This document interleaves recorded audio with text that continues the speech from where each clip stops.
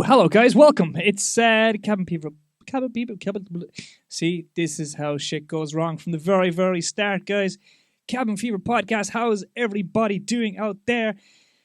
Welcome. Hello. We're back. We're back live once again. I know things are bad. Lockdown, shite. Do you know what? But we're going to get away from that. We're just going to talk a lot of shite for a couple of hours. Maybe 2-3 minutes. Could last 3 or 4 hours. Who knows? But I am joined by the one and only Ciaran Darcy, aka Darce. You know the music you hear at the start of every one of our podcasts? This guy wrote it, so we piggybacked off him. I love his song. I love the guy to bits. He's 100% real nice guy, salt of the earth. So we're going to see what the story is, what he's been up to, what he's been at, how COVID's been treating him. I know you don't want to hear about it much more, but look, we got to figure out these things. We got to see if he's been writing more music. Is he going to go back gigging? Is he going to go back doing concerts? Is he going to go back touring? I don't know. So this is what we're going to figure out. And as always, guys, you got your questions. You can ask them anytime you want. You can drop them in the bottom down here, and I'll throw them up as long as they're nice and they don't get Ciaran into too much trouble. I will post them on there. Neil Williams is jumping straight in. Neil, how you doing, buddy? What's the crack? So yeah, hang on a minute now. Let's just see if I can unmute his mic. So let me click this. Ciaran, how things? What's the story, fiend? Hello, come here. I want like all the drama. Like, give me any mean questions. I want like insults. Just gets me going. Just start it off. Like, just give me a random insult and I'm in. Like, I just the buzz. Like, I love it. Like, do you ever get that when you're on like Twitter and just someone gives you a random? Like, I don't mind Twitter fights. Like, how are you with Twitter fights? I do love a random insult. Like, I don't get Twitter, dude. I just can't fucking get Twitter. I just don't like. I don't know. Maybe I'm just it doesn't help that you're only able to put so many characters in the same thing. I just don't get Twitter. I can't understand it. I don't know. I really just can't get it. We got Keane Edward coming in as well. What's happening, brother? I don't get it. We have the podcast on Twitter, and we throw shit up all the time. We don't get no traction on it because maybe that's why I don't like it. But I never have liked Twitter. I don't. You gotta start get it, man. Just like go insult someone randomly for no reason. It doesn't have to make sense. Doesn't have to make sense whatsoever. If you see someone talking about like how much they love apple crumble, destroy that person. Just like say, just go after him and be like, you're completely wrong. It's been proven peach crumble is way nicer. You're trash. You have no, like, what are you doing? Like, who even eats custard? What is wrong with you? That's how you gain traction, man, on Twitter. That's pretty much it. It's just people disagreeing with each other about everything. But maybe, man, shit. I'll just say, I will find someone. I will find someone, like, find some cabin making Twitter accounts and just start shit with them. We got Cian all the way in New Zealand jumping straight in. He's just been a daddy too. So what up, brother? You doing the night feeds? What time is it over there? Are they 9 hours ahead of us or are they behind us? You got to come back in, Cian. Tell us what time it is. But is it true that you're doing a track with the Wu-Tang Clan? And has Kanye West responded to your Valentine's Day card yet? He hasn't. Cian just answered. He hasn't responded. I thought after him and Kim broke up, I had a chance. But you know what? Do you know what I mean? Pete Davidson has taken all the shine off that, which I'm quite disappointed. And I'd love to do a song with the Wu-Tang. That'd be great, crack. I mean, that'd be serious. Can you imagine like our accents? It would be just like chaos. Firstly, we need a translator. New York and Cork, like the two. I'm walking it. All right, boy, calm down. Like, imagine also, the gravel pit done in a Cork accent, like. The gravel pit's where you go after like on a night out in Bantry or something. It's like a car park. You want a gravel pit, boy?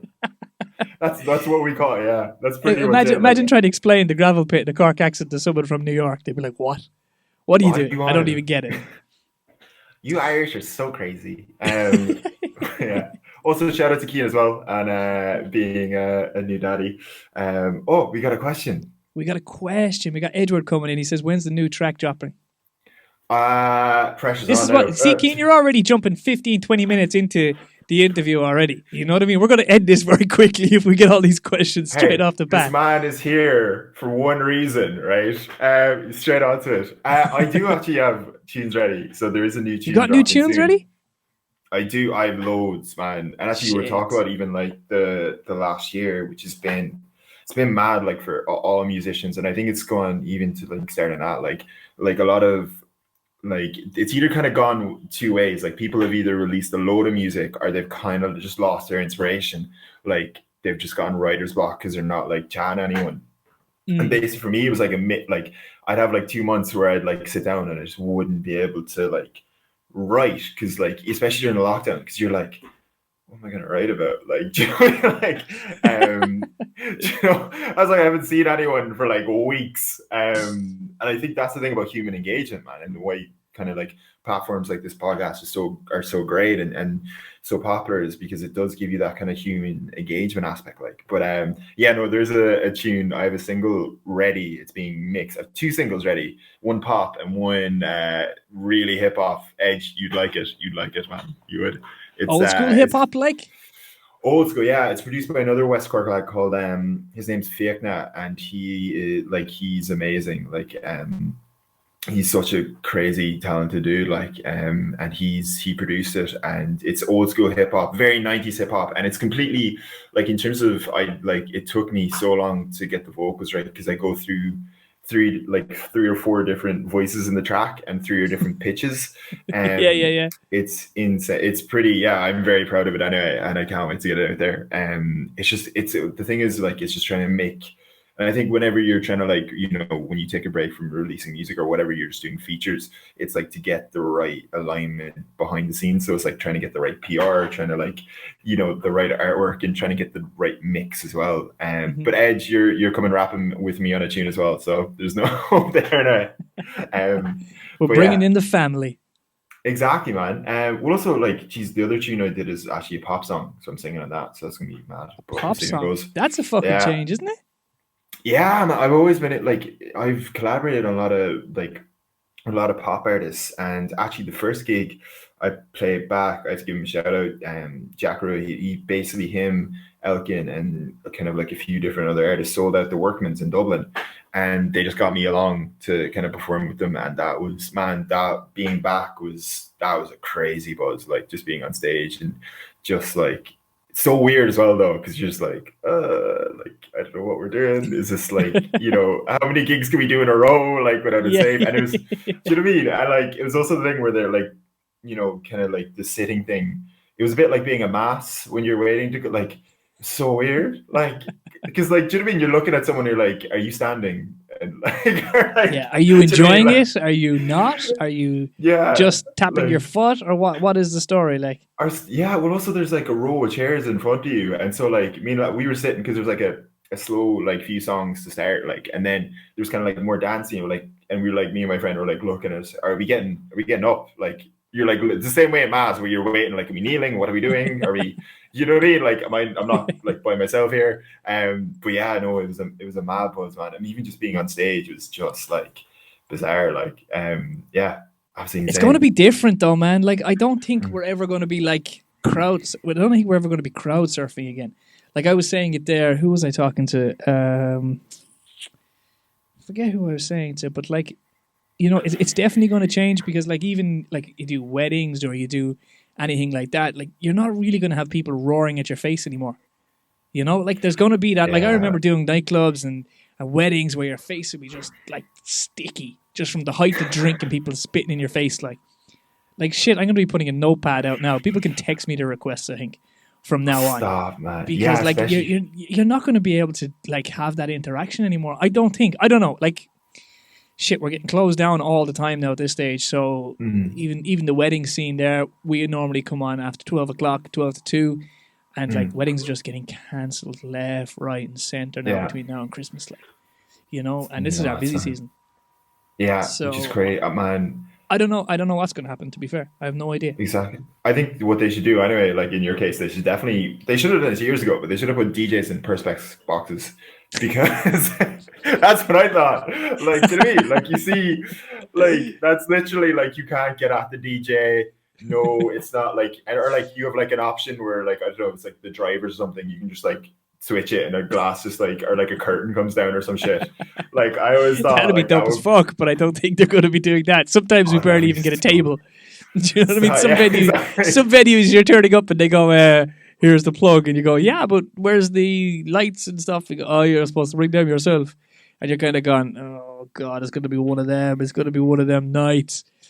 But, Stop, yeah. what was the worst request you've ever gone? Like, is there one request where you're like, are you actually, like, is there something, are you all there that you've asked for this song at this particular time? The national anthem is a fucking one that I won't play. I will not play the national anthem at the end. Yes. I just won't do it. I'm as 10 o'clock. patriotic. I'm as patriotic as the next man, but I will not play the national anthem at the very end of the night. And some people love it. And then, like, especially nowadays, like, I remember being with a DJ at the time, and he played the national anthem in a nightclub, and a bottle just came fucking hurtling towards him to hit him. And I was like, nope, not playing that. Learned that lesson straight away. No, like, In fairness, the that's bottle was one. from Ian Paisley, like, but It would have been some throw if he did it, to be fair to him. yeah. But yeah, that's one. What is the like, you get the usual fucking shit ones like Hit the Diff and all that type of crack, like, but yeah, if it gets people dancing at this stage, I really don't care. I'll play anything. I've no shame, so it's I'll play anything. Right. Once people get dancing, that's like, there's the type of DJ there that is like, oh, I'm a DJ and all I play is hard techno dance and drum and bass and that's all I play, like, you know what I mean? And they might get 1 gig a year. I wouldn't even consider myself a DJ anymore. I consider myself a nearly professional clown at this stage. But I'm an entertainer, you know what I mean? Like, I play Exactly, man. whatever somebody wants. You know, like, if they come up and ask, like, the crazier sometimes the better. Like, I have no problem getting up in front of 300, 400, 500 people or even 10 people and doing the Macarena. It don't bother me. You know, it really doesn't bother me doing that type of stuff. And that's just me, you know, where other DJs do it differently. I'm not saying, you know, I am the best ever, by far not, but that's just what I do, you know. Have people singing at the end of the night, you know, you've done your job. Like, man, and like, you're there, like, if people have a good night, then you've done your job. Like, do you know what I mean? Even like, hey, you want to play the national anthem mid-set? Like, not even mid-set, dude. No, I won't do it. That'd be hilarious. Imagine just like, there's like tunes going and they just blare at the national anthem at like 10 o'clock.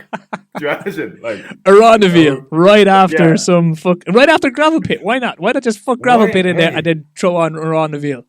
Man, well, even like fucking, do you know why, like, everything's like, now it's like 5 to 12. Like, if things get going like properly in that way, like, sneakily, it's pretty class. Like, do you know what I mean? Get home early. Yeah, that's like, they're two old men talking. But oh Jesus! When you're looking at time, this is my best 12 time to go. Man, I went to jazz and we went out, and essentially it was so weird, just because like, we were in like a proper like club place at like 6 p.m. and you're just like, they're like putting down like the shutters because there's sunlight coming through, and you're like, this is weird. Yeah. Do you see Coppers are open now from 6 until 12? Imagine going into Coppers at 6 o'clock in the fucking day. Like, hats off to Coppers. Like, they like, if they're going to be given stupid rules, they're operating within the rules, to be fair to them. Like, you know what I mean? But that's reckless. They're opening at 6 o'clock, and there's a queue outside the door at 6 o'clock. We were up. Of course, and down they're coming straight from work. Like, pretty much. Like, basically, like, to be honest, if you go to Coppers, like, COVID is probably the least of your worries in terms of diseases. Like, it's like the Brogue years ago. Like, you go in there healthy and come out like with every fucking disease. Oh man, like, something from the Middle Ages. You're like, Jesus Christ, polio your or skin's something. turning green. You don't have like, you come out and you've got like a baby you didn't have before. Like, it's all like, I see people come out pregnant from Coppers. Oh yeah, just touch the fucking wall. The amount of hormones are up against it.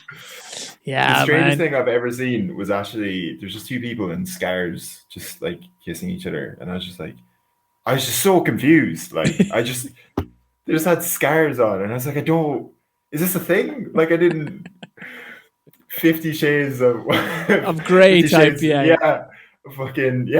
of scarves. 50 Shades of Scarves. Maybe it's a thing. Like, hey, this is judgment free. But I was like, firstly, I was like, you're not melting, like, whatever. Hey, man, some people are into that shit. Some people do it. Some people don't. I look, each to their own. As I'm getting older, as the old man that I am, As I always say, as long as your shit doesn't cross my shit, I am a fucking happy bunny. Just that's it. Yeah, exactly. That is it. On every radar, I do not give a flying fuck. Once your shit does not hit my shit, I am good. But I saw you were at a gig. You were at one of the first outdoor gigs at the start of the year. Fuck. Yeah, so it was like a summer series. It was like Gavin James. That was it. How did that go? What was that like? That was actually unreal crack. It was mad. Like, so basically you had like your own little pen. Yeah. So like, this is bad. But so you'd walk in, you had like your own little area that was like railed off, Jesus Christ. But like railing around it. And so like it was actually really nice and it was really different because you could actually talk to people. So you had like your neighbor. So you had like all your friends in your own little group, and then you had a neighbor, and then over. And basically, it was just like it's kind of like a football match environment where you're just like, or a fucking soccer match environment, and you're just like people are like slinging abuse at each other. It was fucking great. And then like someone like I don't know, someone like fell over in there when all you hear is like loads of people, way, and you're just like, you just don't get that because you see everything's more visible. So like if someone's like really drunk, but it's great. Like you can actually just talk to people and like you're not getting crushed as well. You can actually just like dance properly away, like, and it's cool. Like I thought it was great. Like I think they should definitely do more gigs like that, and because it's so much more chilled, like, and you're not worried of like ending up in like, you know, a stampede or Jesus, like, but yeah, no, that was unreal. And also like there's no like the kind of like even how you got drinks and stuff was way easier, like, so you had a bit of a walk, but like everyone was kind of, it was grand, like it wasn't like a mad stampede or stuff like that. It was funny, there was some genius moments where there's like just security guards like kind of going around just seeing how everyone was, and there was one girl who was like too drunk to stand, so she like just sat in the grass and all her friends sat down with her, so it looked like they were having a chat, and I was like, oh, you could never get away with that. And like she just stayed in, she was great. She was great, not a bother. Yeah, and they were like propping her up, and she's like, she's fine. Like her friend was like, she can just sleep it off. She'll be fine. We'll wake her up at the end of it, and it'll all be good. Exactly, like it was genius. And like 20 minutes later, I was like, oh, that's so good. Like, but yeah, no, absolutely unreal. Like I thought that was, and like just to be back at like hear live music, like it's. I haven't been to a gig since. Have you been to a gig yourself, man? Or like have you seen? No, bro, I haven't. Oh, no, I haven't been. What was the closest thing I've been to live? No, I haven't been to shit, man. I haven't. Not that I haven't had the time. I haven't done it, and I don't know why. I was never. Do you know what? This is the problem. I was never a big gig going person because, or even a nightclub person per se. Because when you're DJing, it's when you get into it, like you get used to having your space, and when you're a DJ, there's no like you get your space, and there's no one crowding you, and there's no like you don't want like you see it firsthand, the amount of people just getting squashed or punched or fucking just absolutely mashed. And like I have no problem in DJing it, and absolutely, but I have my own space and no one is crowding me, you know what I mean? I think when was the last gig I went to see? The last thing I probably went to see live was Tommy Tiernan in the Maritime, and that was probably 4 years ago, maybe 5 years ago. Sure, I've lost time now. But that's as long as it. But I don't like the crowdiness of it all. It just doesn't do it for me. Like, and I always been the same. The only hold on, who else have I seen? I saw a couple of artists in Vegas. All right, that was fun. But I went that because it was Vegas. But in Ireland, the only concert I've ever been to in Ireland was Eminem back in Punchestown, like. Fucking donkey years ago. Yeah, donkeys. I think I was like 14 or 15 at the time. And that was the main concert I've ever been to. Now, like I said, I've seen DJs and stuff like that in Vegas, but that's real. It's different because it was Wet Republic, and that is like literally a swimming pool with a DJ just playing in the corner. You know, it's not really a nightclub thing, because really weird. Like, you imagine you're just walking around and people's pissed, like, because some fuckers don't get out of the pool at all, and they're just necking back drinks, and they're the really big, like 40-ounce drinks, like, so they're like 1.5 liters, and you see all these big fucking cock diesel motherfuckers that couldn't even wipe their own arses, and they're just in there, and they're getting absolutely baked by the heat, and they're doing their little dance. You know, they sort of, I'm so buff I can't dance. Yeah. And they're not budging. Like, you can see them in there for an hour and a half, like, and they've just downed like 3 liters of whatever cocktail, mojito, margarita they're drinking, and you're going, yeah, you're pissing in that water right now, dude. You know what I mean? But it's good. Go cold. Definitely, well, it's Vegas, man. It's fucking middle of the desert. You ain't going cold at all. If anything, your piss is hotter. But yeah, no, that was fun. And you go to, I went to like that just to experience it, really. You know what I mean? But I wouldn't be. I'm very strange. I wouldn't be a big concert going person. I think that's you're a DJ as well, man. Like, I think you obviously being a DJ, because you're probably traumatized, like, and also you are the gig, like, you're basically rocking out. Kind of. Do you know what I mean? Not even that way. I just don't like people crowding me. I've gotten to that stage in my life where I'm like, fuck off away from me. Do you know what I mean? Hey, man, you were social distancing before it was cool. Keep your 2 meters away from me, fucker. No, like, I'm cool with the whole lot. Like, if there is a gig, I'd like to go see. I'd like to see Ed Sheeran live. I'd like to see Lewis Capaldi live. I would like to see. Who else would I like to see? I went to see Lady Gaga years and years and years ago. I'd like to see her again live. And that's probably it. If I could ever go to a gig ever, I'd love to see Queen live. That would be the gig, or even Michael Jackson, one or the other. They would be my 2 dream gigs that you could go to that you could never go to ever again. But like, if you had a magic wand, as they say. Queen or Michael Jackson, they'd be my 2 gigs that I'd love to go see live. Like, you look at that Live Aid gig, like, and I see Freddie Mercury doing that whole fucking thing where he's doing his warm ups, and it's like the whole crowd is like, he has them like right there, like he could ask them to stand on their fucking heads, and they're doing it, like, you know what I mean? Like, he literally had them. Like, it's iconic. Oh, it's crazy, man. It is bananas. Like, that's power. That's the power of music. Man, yeah. This was engagement, like, fuck. Yeah. Actually, sorry, my like weird thing for me. I think when I like in terms of like gigs, I actually prefer smaller gigs, like, you know, like where you're like properly close. But I think one of the best gigs like I've been to. Funny enough, I went to see Ed Sheeran, and he's class. But also there was Taylor Swift was probably the craziest fucking gig. Do you know when they were like giving tickets away? Yeah, I've been to see Taylor Swift. Swift, that's a fucking random one. I know, I make like hip hop, and like it's one of those things where you're like the music you make and the taste of music you listen to, because like it's different. Like when I listen to music, I'm like, oh, like if I listen to hip hop, I'll like be listening to techno points. I can edit this part out if you want it afterwards. No, I'm a Swiftie, man. Let's fucking go. Let's fucking go. I want all the insults and the drama. Let's get the engagement up. But fucking yeah, no, it was class. Like, man, sorry, she puts on it. There was like, fuck, when I went, there was like giant snakes and fireworks, and she's balancing on a table, flying through the air. Like, Lewis Capaldi's not going to do that. He's going to wear 6 different hats, right? It's not like.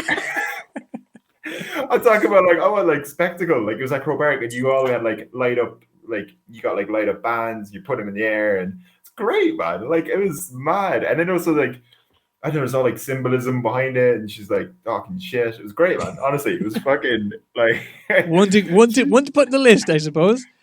Yeah, you're like never. I'll put it with Queen and Michael Jackson.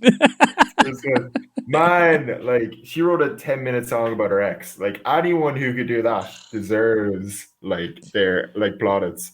Like anyone who can keep the song for 10 minutes going with that much venom. Like, that's the buzz you want, man. That's really well. Look, you've got sort of, what's that word? Artist creativity or whatever. Writer's license. And whatever, like, shit. I was going to ask you how you write your music, but how some people write their music is fucking phenomenal. Like, you hear like a whole story. Like, this is going to be a really bad topic now, but like lyrically, there is like literally, I don't think there's anyone better than R. Kelly. Like, I know this is really bad topic now, but like, if you listen to his apps, like they're fucking stone mad. Like, they really are. Like, the whole story, like the wardrobe thing where he did like a fucking 40-minute song with like 10 parts each format. God, yeah. Where he's in the closet. Yeah, that's like ridiculous. Like, and if you're not screaming pedophile after that, like, come on, like something's fucking going on here. Like, You're like, wait, You know so what I mean? what? Well, there's too much detail in that, man. I was like, that's shit. Like, you can't, like, there's too many specific things that happened. I was like, you've been in that position before. It's like, and then it's just like, and I pulled out, like, he pulled out his gun like 6 times. I was like, surely, you know. He's been there. You dragged me to a Paramore concert once, Darce. I have to question your taste about the Swiftie comment. We're all gonna. This is going to be the soundbite of this one. Is him showing his love for Taylor Swift. Hey, fucking, I'm on, man. You can share it with the Taylor Swift accounts on Twitter. But you're number one fan on it, is it?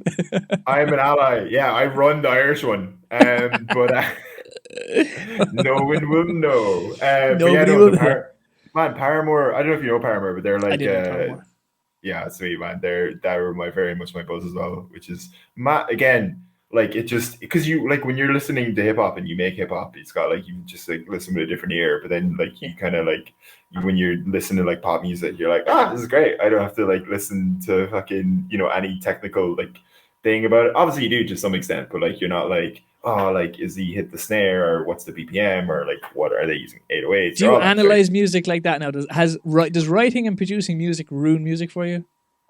For some people it does. Like, for me, not at all. It's actually really cool, because I didn't like, I think this, do you ever see the thing, it's like, I don't know, there's like the meme with the bus where your man's like, one guy's smiling and one guy's like sad, and it's like, the guy who's sad is like, no. Which view are you looking at? We're all in the same bus. They basically that's been like a meme, and now there's like one where it's like person who knows music theory, person who doesn't. So I've done music theory courses, but not that substantially. So like I'm just there for the ride, man. It's like, that sounds cool. Like, I remember I used to keep getting like synths and strings mixed up in what they were, and like the guy I was making music with was just like, what the fuck, you dog? Like, what?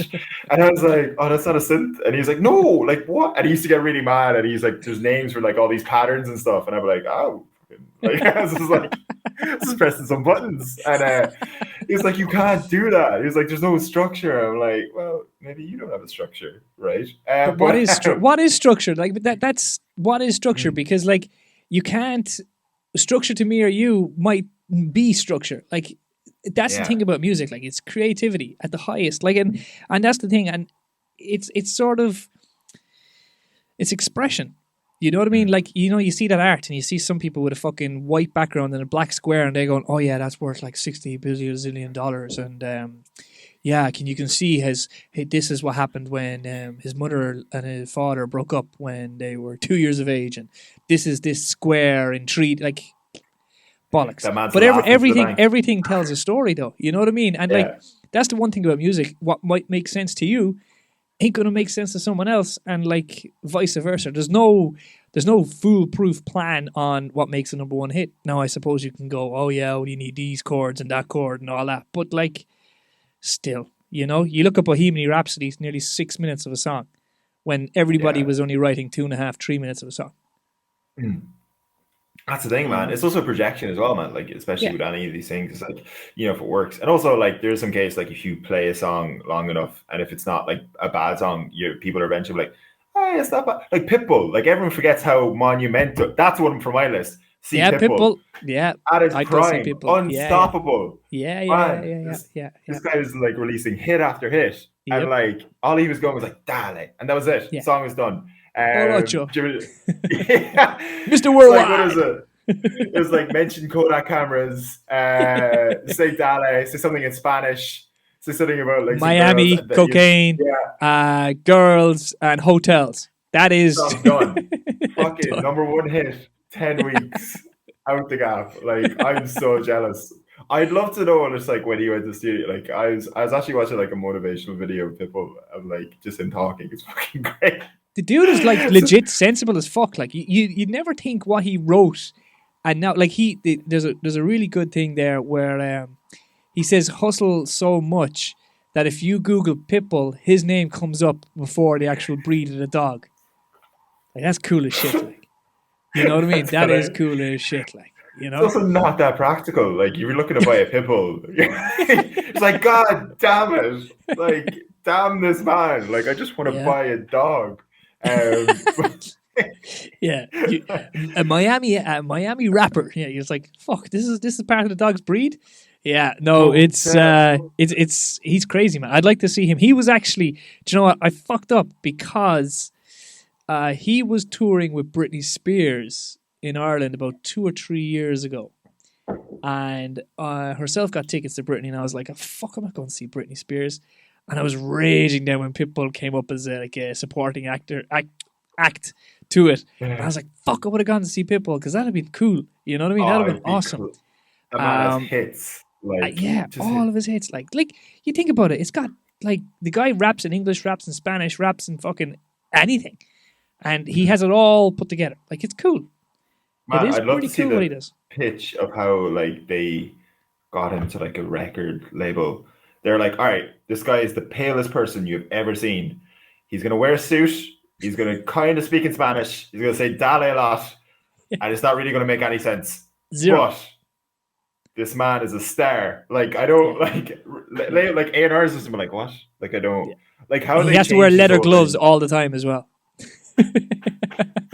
Also, the videos are so good, man. Yeah. Like it was just him and like lights, and he's always like next to like a super attractive like girl, and also just him. It looked like it's just so been mad, man. Just crazy. And even like the hotel video where he comes in and he's like fake arguing and it doesn't really make sense, and then he starts taking in Spanish, and then you're like, poor Pitbull doesn't know what's going on. Like, like I'd love to know how like he writes music. Like people like that, I always think are like really interesting. Like you compare them, like because you have like the greats, but there's also people who've just got it down to like a formula or a T, or they're just like they walk in, and also they have great ears. So like they're like, all right, I might not like be that super talented, but I know what's a hit. Just put me on it. And then just put me there, lads, and I'll make it. I don't know how, but I will make it. Like, it's the and he ear, does. That's the thing. Yeah, like every time the guy can't miss. Do you see the thing on Netflix there about the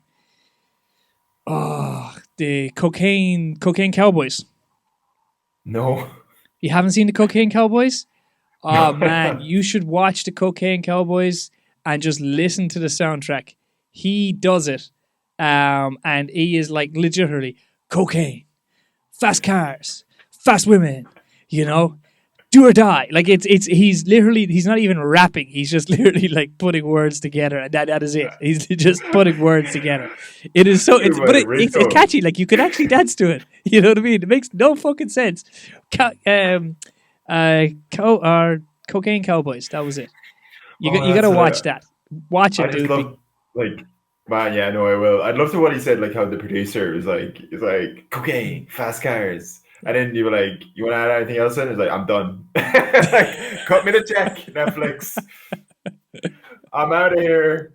Like, that was actually, they were like, one guy, speaking of Eminem, they were talking about the difference between like Eminem and Jay-Z in the studio. And Jay-Z is like, he's a freak of nature in how he writes. So obviously he never writes anything down. And like, there's like a video of where he just like, so he's like two ways. He either like pre-write it in his head, or he goes in and he'll like say a couple lines, stop it, writes the thing in his head, go again, which is mad. And then Eminem obviously is different. Like he writes everything down. So he's like off like the kind of like his notebook or whatever. And then like he said, there was two different whereas like Jay-Z would just do the vocals and he's like, all right, you got everything you need, cool, you go mix it, I'm just off. And like he as soon as he was done, whereas Eminem would be like analyzing it and stay in the studio as well. And he was like, you know, he was obsessed with it. And they were like, it's just two different approaches. It's kind of like the mix of like if you and obviously Eminem's like amazing, and like the interesting thing is like that kind of like so hands-on versus like not hands-on, and that's why it's like there's no like one way to do music or write music as well, which I think is cool. Like I don't know, just but it is cool. It is cool as fuck. We got Ciaran Goodall coming in again from New Zealand. He says, would you ever do a cliche rap song about girls and money, Darce? Big screen TVs, blunts, 40s and bitches. That's what we need. That's the next song. That's what we're going to call it. Big screen TVs, like, blunts, 40s and bitches. It's like a West Cork version of that. Road frontage. Big wheels. Yeah. Tractors, diggers. And road frontage and when women. Yeah, milking cows. That's what you got to do. Slow. It would be slow tractors and slow women. But you wouldn't be going anywhere. You'd just be literally like, yeah, nowhere fast. Yeah, exactly. Like no one goes anywhere fast in West Cork. You're just like, no, we're on our own time limit down here. You say 10, it's 10-ish. Could be half 10, could be quarter to 11. But once it's some bit 10 o'clock, that's all that matters. The bus system freaks people out in Ireland. Like they just like, you ever see tourists or like, I don't understand. Like people, I've seen people leave like, nah, it'll be just give it a few minutes, and like the bus driver shows up and he's like, hard one last night, lads. They won the GAA Cup, the under-12s. They did a great job. Man, so we're on the pub afterwards. Yeah, no, actually, I have two great stories about drivers being like a bit worse for wear. Not like in a bad way. The first one was I was on a bus. It was like my first day. Like I was doing an internship in Conor the Gaelga, and it was like the day before my first day. So it was obviously like home visiting my parents, and we're going back to Dublin. And the bus driver, which has never happened before or since, the bus driver was like, I just need to stop and leash for a bit. We were like, everyone was just like, sorry, what? And then so we stopped at the garage, right? We're like, all right, fair enough. And we went into the garage. And then whatever happened, we saw him like moving very fucking quickly, right, to the bus, right? And he just sped off and he left half the fucking bus in leash, right? So we were like, this man saw us. It wasn't like one or two people. It was like 8 or 9. And we were like trying to flag him down. And he just kept going. And we're just like, what have we? And also it was worse because we're in leash. Like, I don't know. It's not as if there's many buses past leash on a regular basis. Like, exactly. We were like, oh, we're definitely like, this is the start of a horror movie. And obviously we're at a petrol station and we're like, do you know what I mean? Like we're, oh man, I was my life was flashing behind my eyes or before my eyes. But one of the guys that was stranded there was like a DJ world champion actually. And his name is DJ Flip. And he he's the ITF world scratch champion. And he DJ'd for Kanye West when he played Dublin. Google him, he's amazing. And we were just chatting for ages. But yeah, we got a bus and made it. But yeah, my other story is actually I met a lad. It's really short as well, but like, and this is why, right? During the pandemic, and obviously people are ordering more stuff online. But look, give a thought to the people who have to deliver it and their social lives, right? Just give a thought, right? Order everything at the same time. And like make your dress like easy to follow as possible. This poor guy came into me and he was like, he stopped. And this is again, I was in Dublin, so I was going for a jog, right? And your man stopped me and he was like, do you have any idea where this is? And I was like, no. And he was like, right, to be honest, I had a few last night. I'm a bit lost. And he was like, my GPS, I forgot to charge my GPS. And he was just like, so I'm under a bit of pressure. And he was like, can I use your phone? Like, just to Google Maps it. Yeah, and he was like, do you ever make around 5 phone calls? And he was God, man, this man was on the verge of, like, he had the fear. He was just like sweat, everything. Yeah, oh man. And he was like, I have no idea where I'm going. He was like, it's like, oh man. And he's like he's just going through it. Like, imagine that, like on a night out and you have to like go to people's places, like just spare a thought, like that's what I'm saying. Yeah, like, I've been that soldier on both of them parts. We were down way past Castletownbere, like in between Erne and Iries. And this woman, this is before now air codes and stuff like that. This is 15 years ago possibly. And the directions were, and this is where like the hairy lamppost, turn left at the hairy lamppost type of thing, right? But she said, come to the pier, then past the pier, at the blue house, turn right, and we're the third house on the left, right? That was fine. No, this was our last drop of the evening. And it was about 5 o'clock in the winter's night, and we were driving around trying to find this fucking blue house, right? Could not find this blue house. For love nor money. 2 hours, still couldn't find it. Rang her. Where are you? Like, can you send someone down to us? Look, we're at this pier. We can't find this blue house. Oh no, I'm in Cork in an appointment in CUH. It's going to be at least 8 o'clock before I'm down. And we were like, fuck. Like at this stage now, it was like 6:45. So like by the time we'd get home and like have to drop it all back down the next day, we said, look, we'll just hang tough a while. And we said, do you have any neighbours or anything? No, everyone's away. It's Christmas. Everyone's away. And I was like, this is literally now a week before we were closing. Like this is last delivery. The last Saturday before Christmas. It's literally the last fucking train out of town. Like, and eventually she came down. 9:15, we eventually meet this woman. She took us to this house. We turned up the road and we found her house. And we were like, where's this blue house? Like, what's the fucking story? Like, we know it was dark, but like at this stage now, we were out looking for this house with our camera phones, trying to like use the cameras. And this is before iPhones now. So you really had like the small Nokia one where you had to hold sideways. You know what I mean? And you were trying to shine it that way. And it was like a flash constantly on. We were trying to find this fucking blue house. Couldn't find it. So we got to your one's house anyway, dropped in. I never forget, it was a big suite of furniture to drop in. And I said, where's this blue house, if you don't mind me asking? I said, we feel like right idiots. Like, we've been driving around for the last 3 hours, couldn't find it. And she said, Christ, boy, and she says, that house hasn't been blue for 20 years. We just call it the blue house. And I was like, oh my days. It was a fucking white house. But she called it the blue house, and that was the directions to her house. And I was like, mother of God. I remember another one. That'll probably get. Is that old lady that went missing from the blue house? Was it? Could have, yeah. It's fucking bare in the blue house, as far as I can say, man. But there was another one, right? I'll probably get in trouble for saying this now, but shit, I don't care anymore. I was still going from the night before, we'd put it that way, right? And I was told that I needed to be in fairly good nick for Monday morning. This was when Sundays were a big thing in Skibbereen. And you had to be good nick, right? So I was like, what in the...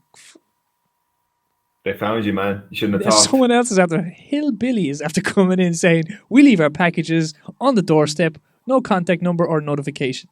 Who, God's name is Hillbilly?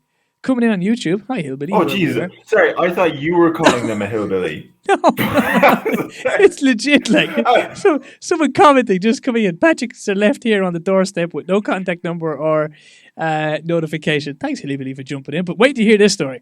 So, Texas, like that now, I was delivering furniture to a fairly well-off person, a local celebrity, I'll put it that way. And down the road, anyway, we went, right? And I'm waiting to tell this story. I might even get on TV if I could tell this story. But made it. I was told to be, straight from Monday morning. Right? This guy was getting a lot of expensive furniture. He had a lot of money, and down along West Cork, right?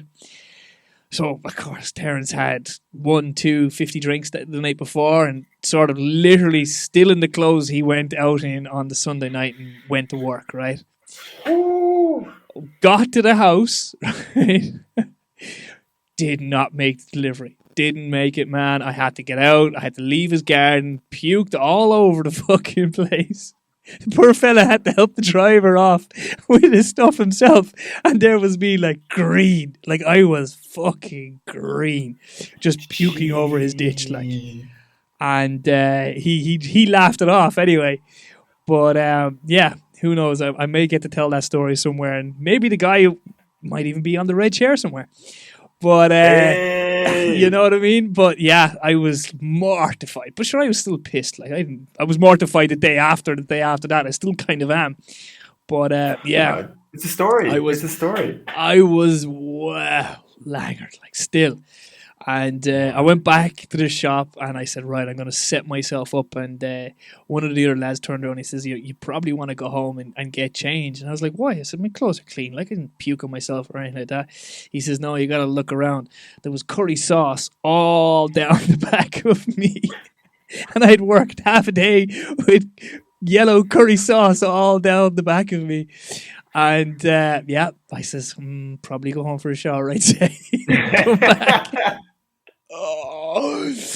But yeah, you know what? It was one of them moments where we've all kind of gone, yeah, maybe not. Man, we all go through it, man. Yeah, all go through it, man. I've done that, and I've turned up slightly under the weather to a gig as well, where I was literally rushed to set everything up.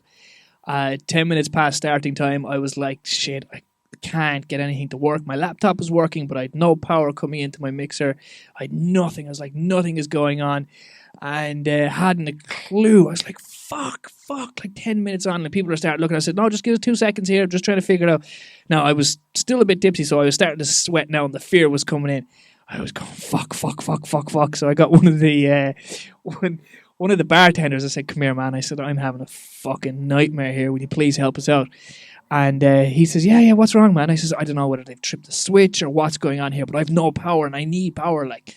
And he says, yeah, the switch is tripped, all right. And I says, oh, fuck, okay, that's fine. Look, I went over and told them, I said, look, to trip the switch.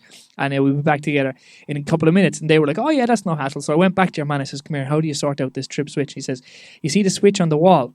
You just flick that, and that'll give you power. And I was like, oh. Yep. That's, yeah. Of course, he had to make it a joke. Like, he had to make it a joke, and he had to send me over to tell who was waiting on me to do this. This is 15 minutes now past the starting time I was supposed to be starting at. Now, these were sound, like there was no problem. I played an extra half hour, 40 minutes afterwards. But, he made a right fucking do of me. Like, and he says, he said, I'll show you next time now, turning up like this. And I says, do you know what? Yeah, I did. And I think that was the last time I ever drank before I did a gig. Man, the thing is, like, I used to get, actually, funny enough, when I find, like, if I have one, I started only recently, like, having one beer before a gig, like, or even having, like, one on stage. It actually, having one before going on stage helps, because I think, like, sometimes... Maybe not because obviously with DJing, it's a whole different buzz, like the technical. But when you're trying to remember your lyrics and stuff, and you're so nervous, and like I remember we played a place in like called Lost Lane, and basically the booking agent was in there, and like we had to listen. So we were on at 1 a.m. and we had to listen to people coming in, and like the booking agent, because you just like we couldn't go out because we were the act coming on, but like you could hear the people coming in, and it was like a club, so it wasn't like the usual kind of buzz, like, and there's a DJ on, but you could hear it just getting louder and like the nerves between the three of us who were going on just growing and like we were doing shit like we could never do normally. Like I was fucking Rocky in the bathroom with my lyrics. I was like I was just like, because you're there for like 2 hours and you're going, arms are sweaty, knees weak, arms are heavy. Yeah, exactly. I'll show it, like rap battling, but be rabbit, but what you like then. One of the other lads is doing like the other side of nervousness where he was just like strumming his guitars, like he was just like and it was just like murder. And then like one other lad, the other lad was just like, what if we fuck it up? Just every like couple minutes. There's always one. Yeah, and they were like, and then I'll never forget the booking agent. He just turned around, and your manager was like, what if we come on and like everyone just like in the club just like turns away? And the booking agent was like, that's fine. They'll go to the bar, which means more money for me. So and then after that we were grand. Like it went well, but he was like, yeah, it doesn't really fucking matter if you're good or not, really. But but that's the thing. Like when you really look at it, like if you have 100 people in the room, how many people are actually listening to you? Yeah, you know, particularly in a club, like legit, man. like on a serious note, whether they be drunk or sober or anything, like you might have. Out of 100 people, we'll say maybe 30 people actually listening. The rest are either having their own conversation or they're too drunk to care. Do you know? And that is like... Or they're trying to get the shift. But, trying to get the shift. Which is hilarious. Pony, one or the other. Man, you probably see like from... but I remember... Everything. So actually, one of my favorite... There was a person I hated from like college who was in the crowd watching me at a gig. And I couldn't stop looking at them because they were just looking at me like this, and they never knew I did like music or anything. And they're just looking at me like angry, just so. And I was like, I've never felt so much venom put at me. Like, and they were like right up the front, and obviously they really liked the artist that I was supporting, an artist that they really liked, and they were just like, I was like, man, like, could we like they might kill me. Like, I don't like. I've never, and it was just like, because you can also pick up on like that in the crowd, like you notice someone because someone's staring a bit too much at you, you're like. You cop it straight away. Like I've had fellas like I've cut music. I go, what are you saying? Sorry, what was that? Hang on a second, everybody. Hang on a second. This guy has something very important to say. And what was that? And I've cut nightclubs like, and they fellas like just, play something we can all dance to. You're shit. You're a wanker. You're not playing my song. You said you'd fucking play it. I says, yeah, I'll play your song, but give me a chance. And then you just cut all the music and you go, sorry, this fella has something to say, ladies and gentlemen. And they're like, and then you just run. And I did that a couple of times to a couple of fellas in gigs, like proper nightclubs I've done it to. Or what I used to be able to do was when like there was serious nightclub setups, you used to be able to like do a pin spot. So if anybody was giving me shit, I would just black out the whole dance floor, move the pin spot and throw it on them. And they say, now, do you have something to say? And they're like that, nothing. And it would just close up. But it's just people with drink. That's really all it is. Like, you know what I mean? They wouldn't dare say it to you if they were sober or even on the street or anything or on the street or anything like that. But like, give them fucking 10 pints and they think they're, you know, the biggest outgoing person in the whole world. To be honest, man, if you gave me the mic, I'd be like, this is my chance. Let's go. 9/11 was an inside job. If that's what the DJs do, man, I'm gonna start doing that. Just like start harassing, like, give me the power. I'll convert coppers to conspiracy theories. But there's enough conspiracy theories in coppers, for fuck's sake. I just been like, listen to my mixtape. What? Drop the link below. Yeah, let's see those comments. Yeah, I know. Jesus Christ. Yeah, like I've gotten some, like I've had people come up and have like, oh, I mixed this song. Will you play this? And you go, no, mate. Like you kind of just go, yeah, okay, yeah. No bother. I'll play that. And then some people come up with absolutely great tunes. Like I've said this a couple. Did I tell you the story about the Robbie Williams Angels thing, or have you heard that? I think I've told this story once or twice before on this podcast. But like that now, it was the last song of the night. Bride and groom were getting to the center dance. I'd be traditional that way, give him a big send off, all that type of jazz, right? The fella comes up to me around 12 o'clock. He says, what song are you finishing with? And I always finish up with Sweet Caroline. It's a song everyone sings to, and then we do maybe one or two more after that, right? Nice. But your man said, would you play Robbie Williams' Angels? And I said, that's a fucking great song. I said, that'll get everybody singing. Everything is great, right? And so apologies if anyone's heard this before, but I'm going to say it again. So your man comes up 12 o'clock, says it to me. I said, that's perfect. 12:15, he comes up to me again. And he says, are you playing it? And I says, yeah. I said, I'd play it. And I like that song anyway. It's one of my favorite songs anyway. So I was like, yeah, shit, I'm going to listen to it anyway. And about 12:25, just before I started getting 2:25, yeah, because it was 2:25, sorry. Because everything finished at 2:30 way back in the day. Do you remember them days? At 2:25, he comes up, he's seen you playing it. And I says, yeah, definitely. But the third time, he caught the bride's attention, right? So the bride comes rushing over to me and goes, come here, what was he saying to you? And he says, oh, look, he said, he's after picking a great request, actually. It's Robbie Williams' Angels. And she goes, what? She says, don't fucking play that song. I was like, what do you mean don't play that song? I said, it's a great song. She says, no, don't. She said, we used to shift to that back in the boiler room all them years ago. So could you imagine if I played that as the last song of the night, where she used to shift her teenage boyfriend to with her new fella just after getting fucking married? Yeah, I was so close to playing it. Like literally, if she hadn't come up, that was being played. And I would have had them all in the middle of the floor, and your man just fucking laughing. Like when he saw her come up, he was there giggling at the fucking bar. Like I was going to be hung. I was going to be sent to the fucking slaughter. And sure, I wouldn't have known. I would have been completely sent to the slaughter. Fucking oh my, that's insane, man. So close, like so fucking close. Fucker, like fucking chancer, man. Yeah, but man, come here. Actually, happens, on that note, do you think like I don't think we'll be back to half two clubs event? Like I don't know, man. Like how it's been like fucking. We barely chat about like the pandemic, but how it's been like. Firstly, also fair play for man. Like this podcast has been like a beacon during all this time, man. Like I've learned so much about so many cool people, man. Like even listening to like Tony and fucking. T and man, just like every story like that comes out of it, it's just like it's unreal, man. It's small so town with interesting. Lots of stories. That's what Bantry is, and it is. Man. It's got like so many cool people. You know what I mean? And I've been very lucky that a lot of people have come on because, like at the end of the day, I'm just born to talk shite.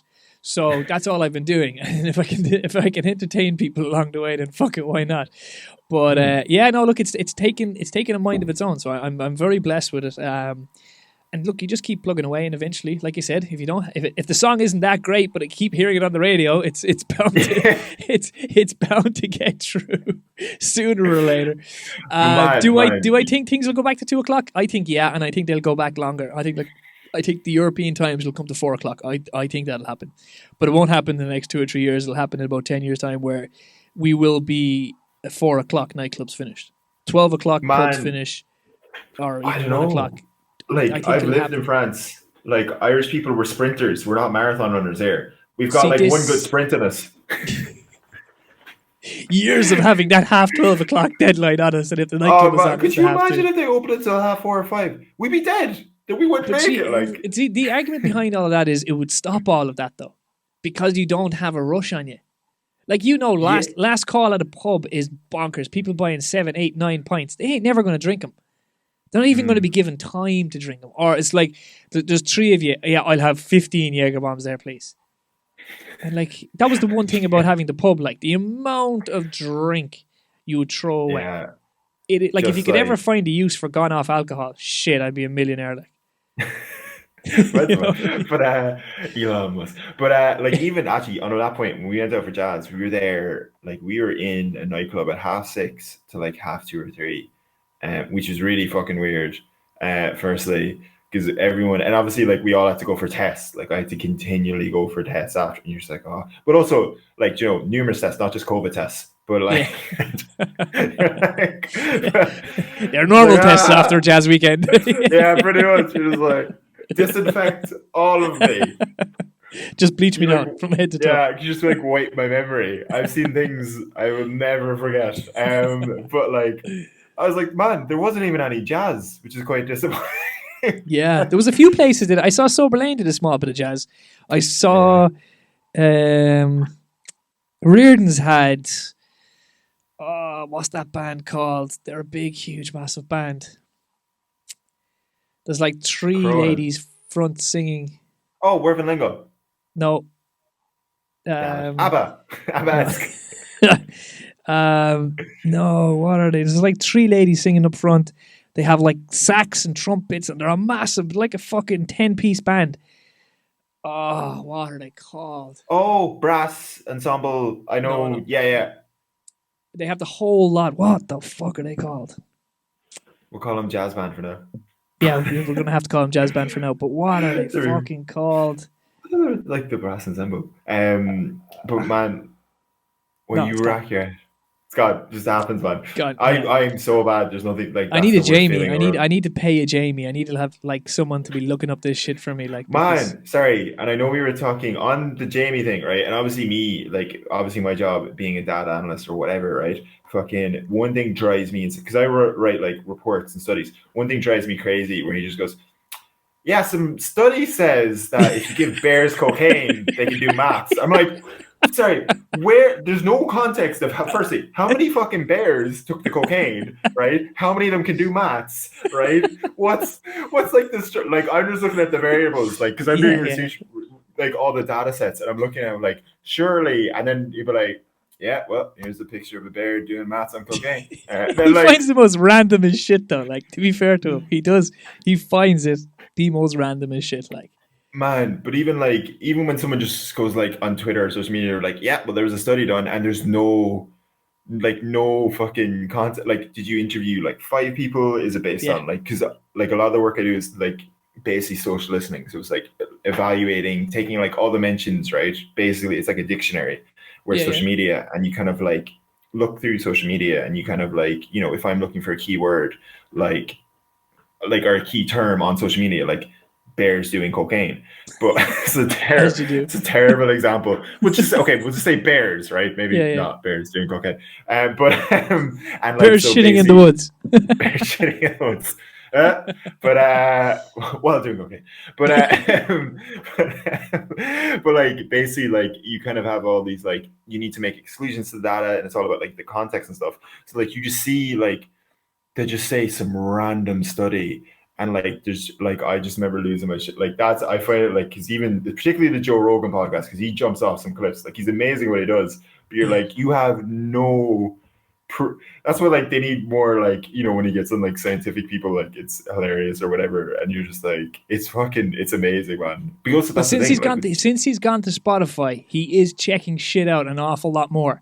I'd say Spotify kill him. Like, I'd say, like, to be fair, they're letting him. They don't have him on a leash yet. And at 100 million, fuck it, he can do what he wants anyway. He can just jump back from Spotify and go onto YouTube, and he'll kill YouTube again. But yeah, they're letting him with a free reign. But I've noticed, even in the last sort of six months or so, he is literally going, Jamie, check that out for me. Jamie, I'm not sure if that's true. Jamie, will you check that out to see if that's the right one? which he should. Well, I'm hoping it's just growth and it's not him, like, because that's usually like, even with any report, I'm like, I have to put in like variables or like exclusions or explain all the data, whereas he's just like, that's a fact. I'm jumping off this cliff. Yeah, it's commitment. Yeah, exactly. And usually it's just like to make a point or win it, or like, do you ever see where he's talking about like, or like he'll just pull up a picture of like basically like there's like, I think he was making the point there was like monkeys the size of men in like the Congo, and like they were like killing people, and he just pulled up a photo of like a monkey. He's like, look at its fucking head. I was like, that's. Yeah, like there's no, it's man. Some of them it's highly entertaining though. It is a good podcast. Oh, it's man, a fucking he's fantastic brilliant, podcast. And do you know who I got into listening because of it? Like, the thing about him is it's such a broad spectrum of guests he has on, and the one who I got into big time because of him was Jordan Peterson. Huge. Oh, really? Jordan Peterson. I didn't know who he was until I got that. The same with what's the fast talking Jew fella? He is a Jew. He is a Jew. That is it. Yeah. He's like really talks like super fast. Not Ben Sharpo. He's not Ben Sharpo. Yeah. Christian. Ben Shapiro. Shapiro. No, Ben he's Shapiro. Christian. It's not. It's Ben. Yeah. Ben Shapiro. Yeah, it's Ben Shapiro. No, it is. Yeah. No, he's Ben Christian. Shapiro. Is he Christian? No, he is Jewish. Yeah. No, he's scarily Christian. Fucking like ultra Christian. He's got a thing on top of his head. Maybe it's a different guy. Ben Shapiro's like the guy who's like... He's definitely Jewish because he talks about Israel and Palestine all the time. Maybe.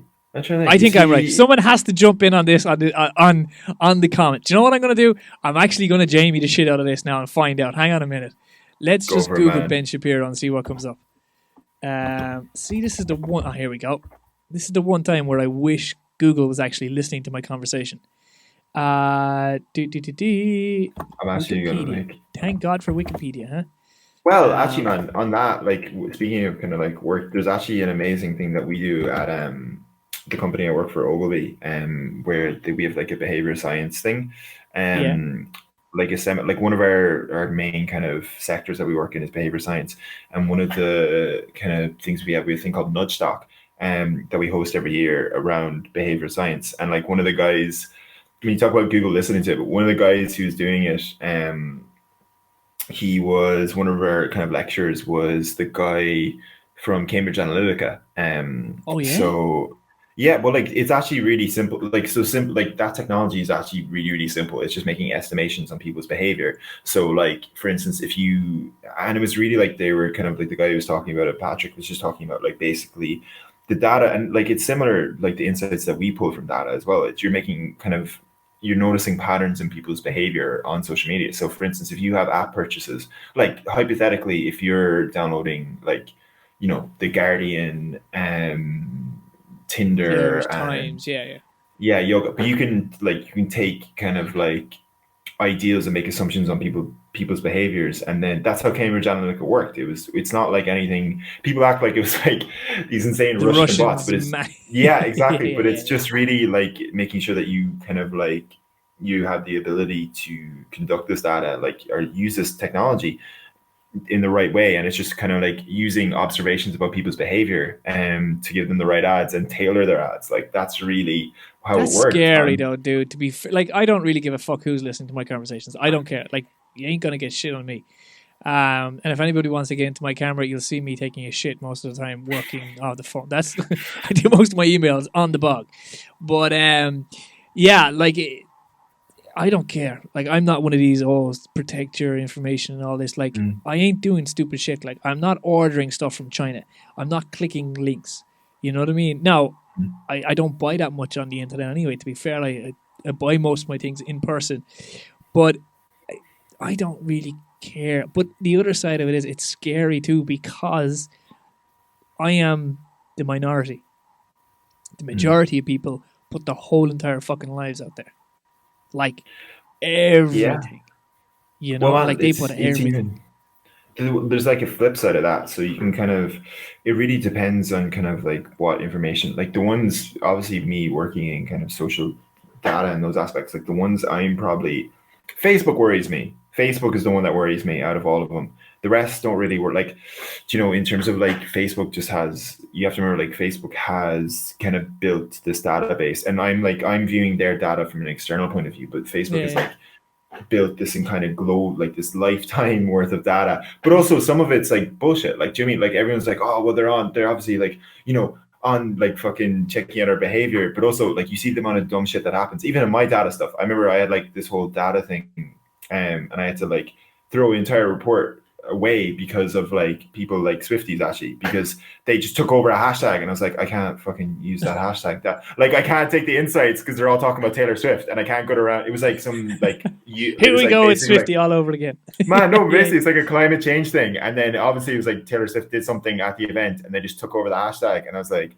oh well, I can't use that because they couldn't separate because like, it wasn't specific to that current topic. Yeah, but it was nothing. Over. They just made it irrelevant. Like, and also like when you look like the guy was making, like the Cambridge Analytica guy was making the point that like, oh well, like Facebook knows you better than your spouse does, and based on like your likes or what you engage with. But then also I was looking, I was like, that's not particularly true. Like I looked at some of my likes, and I was like, basically it was fucking like, I don't know, like something really stupid, like fucking, I don't know, like Pat's Bland's hat or something. And I'm like, I was just like, do you know what I mean? Like there's all these like things that like, it is still guesswork, because you can derive so much information out of it, but it's still guesswork of what's real and fabrication as well. Like, and I think also like, you know, in terms of the data patterns, what's one good thing about it, and now that we're talking on the internet, is that actually like there's an aspect of where things are more like democratic in terms of the voices that are being heard. Like, it gives a kind of a chance that like as we kind of evolve, and like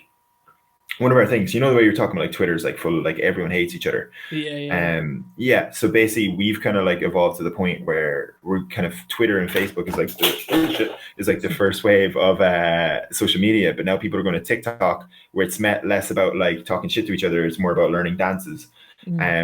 So like Facebook is probably the only one that really worries me, but like I think it's not called Facebook anymore, though, is it? It's called the Meta family. Yeah, metaverse. So obviously that's like creating a different like universe. But I think like, man, there's that kind of thing of the more information and more data that we have on each other, there'd be more empathy. Like there'd be more speakers. Like is it going to be not a disconnect to it though? I wonder, like realistically, if you look at what I search for on my YouTube, on like you see like old school fights, dogs, card tricks. What else did I Google? Just the manliest ones. You just took the manliest shit possible. You're like, oh yeah, you know me, man. I'm not looking at. I ain't no bitch. We're like secretly googling like fucking Love Island, piano lessons and stuff like that. Yeah. Just be like, all right, if you say anything, me and you laptop. If you say fucking anything, if you rat me out, laptop, you're exactly. But like, it was yourself. There wasn't like, it all depends, especially YouTube though. If you start googling like random shit, like if you just put in, I don't know, like card tricks, it throws up like 400 videos of card tricks. Or like even when I was looking up, what was I looking up? Something really random. It was actually, I bought a USB hub, basically USB hub, right? But I wanted to run 4 screens from the USB hub. And now I bought the USB hub this time last year, and still in my feed, it's how to use this fucking USB hub. I can't get it to work, so the videos are shit. But I can't figure out why it won't work. But on the other side of that, like my feed is still full a year later of how to make your USB hub work with 4 screens.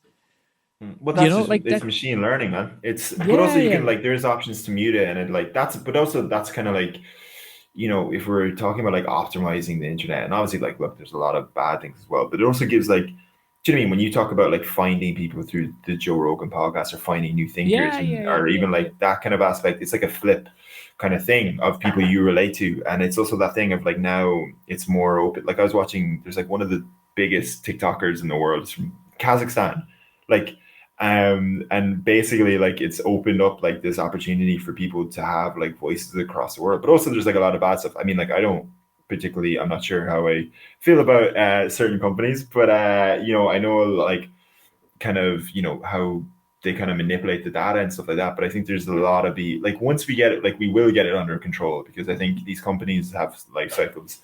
There is going to be something always new with social media, and we Yeah, probably but see, will the get it under problem is the control. likes of the Googles, the likes of the Facebook, they're just going to buy them Mm. anyway. They've got, It's they've got, true. they've got the list. Like the only reason why I'd imagine TikTok's not been bought out is because it's from Asia, like it's Chinese or Japanese Yeah, or whatever. but it's It's like, ties to the Chinese government as well, which everything from China has to have. But yeah, they yeah, own like man. I hear that they own like 15-20% or something like that of every business that comes out of there. They own Yeah, some which is nuts. stupid percentage of it, which Yeah, is which is crazy when you think insane. about it. Like, Yeah, like I know the government takes 40% off us, but like if I want to close my business, it's still closed. Like, if I want to yeah. open a business, I don't have to go get a letter from the government saying I can. Well, you licensing and shit like that. No matter what you do anymore in this country, we are getting Mm. more and more like the Chinese government, I suppose. But um, yeah, I just think that's scary. That It is is, scary man. as fuck. And I definitely But think do you know that robot, the robot Olivia, I think her name is.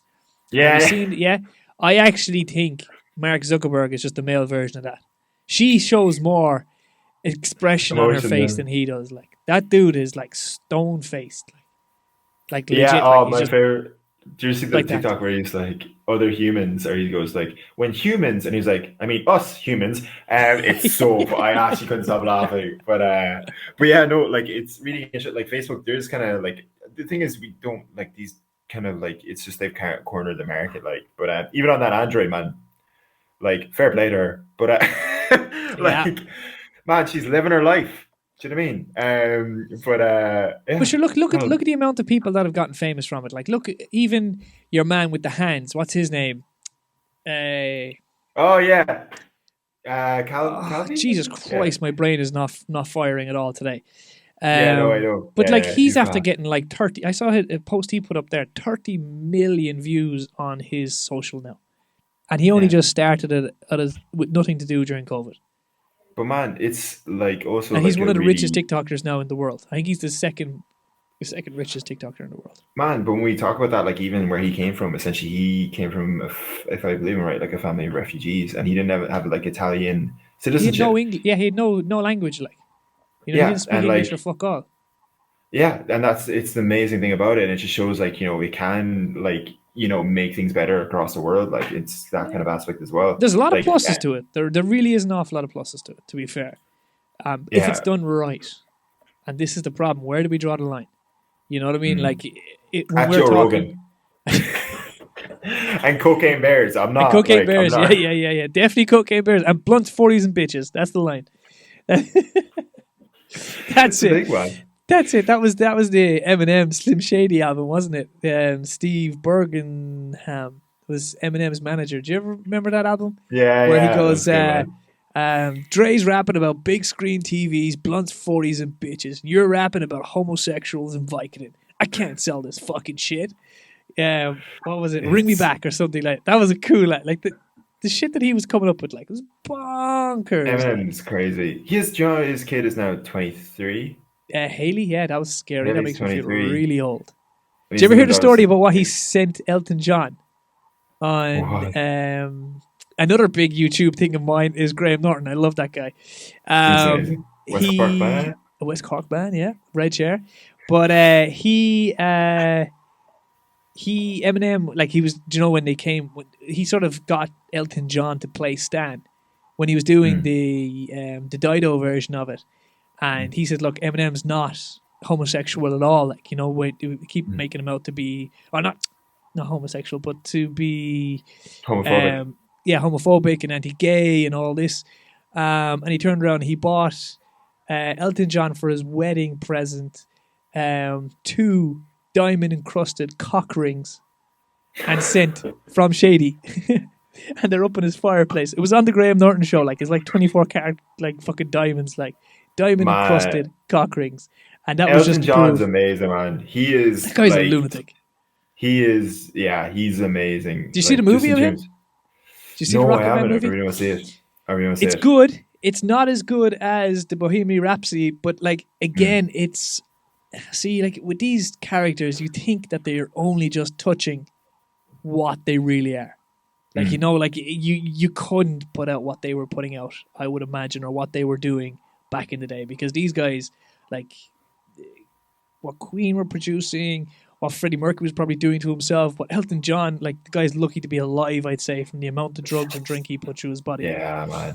Like, how do you yeah, it's frightening. It's part of the music industry, which is also insane, man. Like, there's also like that misconception, but there's also, I think a lot of and when we talk about like how amazing it would be to see those bands live, but even for me personally, man, when you play a big gig, like your adrenaline is fucking, and also, but it's not even, it's the come down that's the worst part. Like, because you're so pumped for that 20 minutes after, and I'd say how a lot of people, they want to chase that 20 minutes.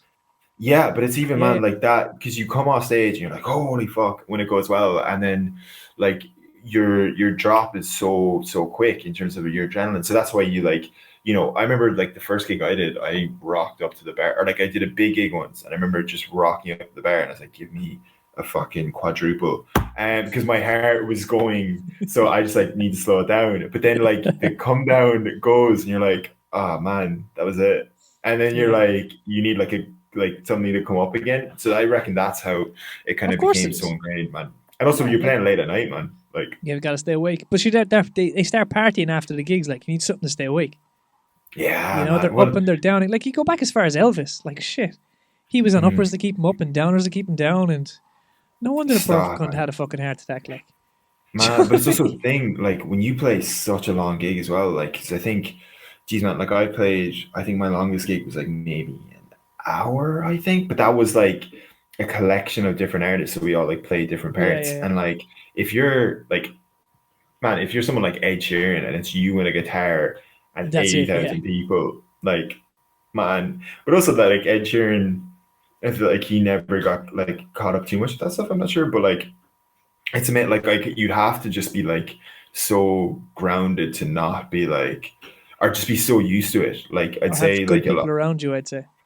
Yeah, man. Like, that's the thing. Because also, well, the thing is about Elton John and like Queen, they're kind of late bloomers, like, which is if you go from that small venue to like a massive venue. Yeah, sure. Look like, what happened to Tyson. Tyson is prime example of having good people and bad people around you. Like, like Mike Tyson right now is actually one of my heroes, because how he's transformed his entire life. He puts it all down to smoking weed. Like, you just have to calm him the fuck down. But like, you see the videos of him. Like, the guy is scary. At 16, he's knocking fellas out within 10 seconds. Like, at 16, he could probably buy a slab of beer. Like, do you know what I mean? Yeah, he was the one guy that would nearly have a full-fledged beard at 16. But like, he was competing in the Olymp. Like, do you know what? And then he just went off the radar because he was wrong people. Like, how you have to have good people around you. That's the thing. Like, it was because Don you King, will you get used to hearing people say yes all the time, and like, what happens when the yes people say no? Well, even like someone like Tyson Fury, like, geez, he is a huge man. Do you know he used to box for Ireland underage? Isn't that mad? Yep. Like, man, 6'9". The dude is a giant. I don't even think I'd be up to his waist. That's the thing. Like, and also the thing is, like, he doesn't obviously look like a boxer. Like, do you know what I mean? Like, physical. But I think that's all just. I think that's just a con. I genuinely think he keeps himself like that, so you don't expect the speed, the power. I think that is just an old school. Look at me, I'm fat. I'm gonna beat you because I'm just fat, and I'm gonna beat you. I think that's just a mind thing. Like, you know what I mean? Yeah. Like, if you go into a fight and you see this guy and he's built like Anthony Joshua, the dude's gonna punch hard. But if you put Anthony Joshua against Tyson Fury and you go, Tyson Fury is a linear champion of the world, undefeated. If you have someone that is not a boxing fan, that doesn't know Tyson Fury or Anthony Joshua, and you say, what does Anthony Joshua do for a living? And they go, he's a professional sportsman. What does Tyson Fury do for a living? Probably on the dole.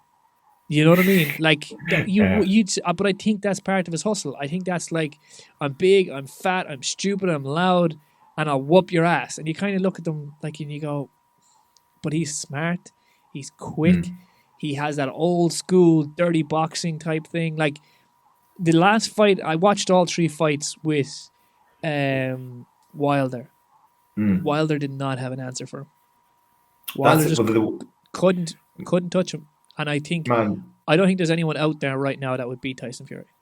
Thing is about Wilder, man, like he's like one of the greatest knockout records of all time. He's the strongest 100%. punch of any heavyweight of all time. And like just how Tyson Fury got up, or how he was able to take that, because he had, like, they were saying, like, he's not like, Wilder's also an amazing story. Like he started boxing to like just to feed his kid and to get his kid to be better. Which is and also because this kid is sick as well, like, and like, but he had like, they were saying, like, he didn't have that much kind of like, not like the kind of the same way like Fury would have, like, he started boxing at like 19 and qualified for the Olympics the year after, because he just knocked out everybody. Like, scary. But that's the thing, he's like that eraser. So if you have, like, they were saying, like, if you have a punch that good, like, it's going to hit you sooner or later. But that's the thing, like, he never, before Fury, like, very few people would be able to get up from his punch. Do you know what I mean? Like, that's the scary thing about it. But imagine being that powerful, like, just having this thing, and you're like, it doesn't matter how many punches you throw at me. Everybody went to sleep, like, everybody. And they went to sleep. Like, it's not as if they were waved off or they managed to get back up again. Like, he knocked everybody. Like, they were going deep sleeps. Like Tyson Fury, how he got up after that in the 12th round. And then I actually scored that, even though he got the knockdown Wilder, Tyson Fury probably won that round. Scary. You know what I mean? That's the thing. Like, it's... He had him then. He had him. I think Tyson Fury wanted to get his feet wet. And he got fucking wet. And he woke and he says, right, this boy. And then he just went hell for leather. And I think that's how he figured out in the last sort of minute and a half of that fight how to beat Deontay Wilder. And Deontay Wilder can't fight on the back foot, and he's proved it twice after that. But that's, Wilder's never been tested. That's the thing, the amazing thing about, because it's just insane. Like, if you had a punch that good, who do you reckon? I reckon Wilder would beat Joshua. I was sneaky. 100%, because Joshua is, like, as much as he's done, and he's a great ambassador for the sport, and he's all good in that, he is just very powerful, has the basics. Like, looking at it as a boxer, as a boxing fan, I don't think anybody would touch Tyson Fury. I just think he's got that old sort of, like I said, dirty boxing. Like, you see him when he was fighting Deontay Wilder, he just leaned on Deontay Wilder all the time. And that's 6'9", nearly fucking 300 pounds leaning on top of you. And Deontay Wilder has no legs. He has all the upper body strength in the world, but he's no legs. Look at the size of Tyson Fury's legs. They are fucking tree trunks. Man, he's built for days. Like, the thing is, like, Tyson Fury wasn't even, like, when he's coming through, he wasn't even like a major prospect, which is insane. Like, he wasn't. And he was told that he would never win. He might win a European championship. That was it. He'd never be world heavyweight champion in the world. But he's just been proving people wrong all the time. And his story is fantastic. You know, to have it all, to lose it all, and to come back and win it all again. It's great. Did you ever see, like, where he's like that punch down? Man, it's such a, like, but even, like, man, fucking, also, he's, like, definitely one that got away from Ireland. Like, the fact he's like, first Jack Grealish, now fucking Tyson Fury. But we don't need to talk about that. I could go into a rant on that one for a very, very long time. But man, like, we have, like, good infrastructure though. I just think, like, fucking, but then again, like, look, we have a very small population as well, which is the thing. Which is the thing we forget. Like, we've created, like, in terms of, like, our output of artists and, like, athletes, and even in West Cork as well. Like, I was reading a report when the lads, like, won in Rio, that West Cork has one of the highest athlete over, like, expenditure in terms of, like, producing top level athletes in Europe.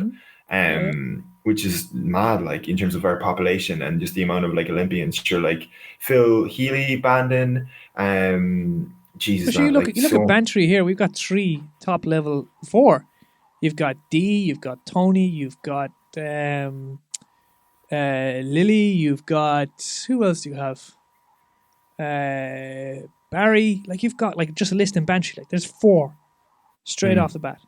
You know, and And like even these like, people are up there, champs on champs, record breaking down the doors for everybody to come through. And this is Bantry, town of 4,000 people. You man, know, they got even the like likes of the you as kind of, well, fucking killing it on you know, Spotify and shit like that. You know, we've got a yeah. lot of cool people coming from this small town, like, and it is a Do you think small it's, fucking but town. it is that thing, man. But do you think it's like, it's also because we don't have, like, you're almost like growing up is like you need to have a sport or a talent, or because you've nothing else to do, and you're just like, all right, here's just go do something. Like that's literally what it's like. Because it's not like, oh, do you want to go to a shopping center? Like we don't have a shopping center. We Do you ain't know what I mean? got Like, shit to do, so we either lift really yeah, heavy things or kick the shit out of each other or write music. basically, That's really man, all just we like do. throwing cows across the room, like, and also like, it's not like we have a consistent, like, kind of like even our nightlife is like not consistent enough. We're like, even as a teenager, you're like, so what you want to do? Walk around town? Yeah. Like, do you know what I mean? Like, Yeah, that's it. That's all we do is walk around fucking town. if you can't get into like what, like even like the stuff where like I remember we had to like travel to Skid for like teenage discos or anything Travel to close to that, like, Clon. Yeah, oh, the boiler room, yeah, horrific. boiler room. Jesus, that was some Amazing, spot. man. Pick a mix, we used to call that. Pick a mix. I just remember going in there and just the walls were like wet, and I was Yeah, like, and just yeah. like you see You like, get pregnant just walking past them. Like oh, you just get like flashbacks, man. It's not I had like, the privilege. I had the privilege of DJing it after the fact, which was really wow. awesome. It was really cool, but really frighteningly scary.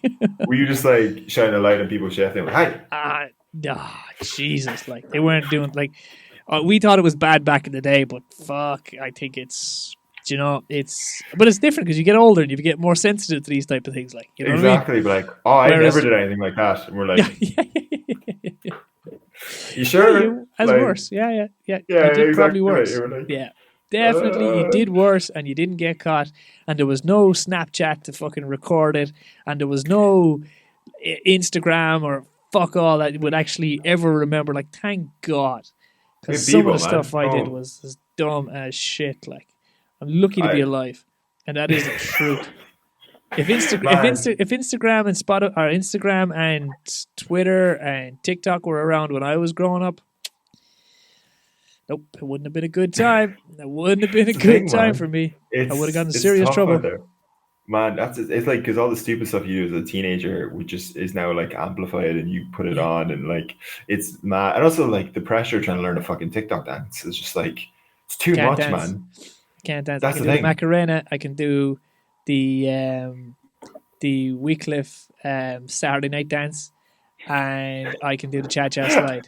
That's as good as my dancing goes. That's the 3 repertoire. You're Yeah, like, are you get? I love that it's like set dances. It's not like one individual move. It's like no, no, they have to go in an order. We're doing yeah, the full and they go in that Macarena. order. They go Yeah, in exactly. the Saturday night, the Macarena, and then the cha cha slide. The 3 of them So all like go together, no matter which to way you look whatever at it. All 3 song, of them. you're like around the beat. You're just, eh. Yeah. But oh man, we had like we had to like when I was working in a summer camp over in London, we had to work on like we had a dance that we had to do every like at all the discos and stuff like that, or like we had to learn it. It was all Latin songs. Man, I have for what they're doing on Strictly, like I am their heroes because the pressure. This dance was like it was like the Macarena, it was like the cha-cha slide. There was like the Chile song, and then some Latin version, like Spanish versions of that, and then we had to learn all. It was like 4 minutes, 5 minutes long, but like the pressure to get, and I'd be like, whenever you fuck it up, like there'd be people like looking at you, like, you fucked up tonight. And I'd be like, I know. You'd be like crying into it. You were like, you get a step wrong, and just like 100 kids looking at you, just judging at you, and you're just like, And I them have to eyes team judge, out. man. Them eyes Oh fucking man, judge. I've never been. I said this. I think I said this the last time. I've never felt more judged in my whole entire life than when COVID hit the first time. We went to the very first lockdown. I was doing the kiddies discos on YouTube, on Facebook. Like, I've never been more nervous in my life just doing that in front of the camera. Like, no one else, just me on my Todd inside there doing that. And I was like, no, never again. Never, Actually, ever again. man, on that, like that's a great point. On that, like how, and it's actually hilarious that like even having like having the ability to do like shows and play showcase or anything with like music. The first time I went in and did music was possibly the worst experience of my life. Like the gig I did. So it was obviously in the kind of U Cafe place, and I went in and one of Above the in lads set up. the, what was it called? The attic. Yeah, yeah. I named that place. Did you? Yeah, That's but God, man. yeah, Look I at named it, it. man. That was an amazing It spot. was actually there was a box put out. This is how this story actually happened. There was a box put outside the door of the principal's office in the secondary school, right?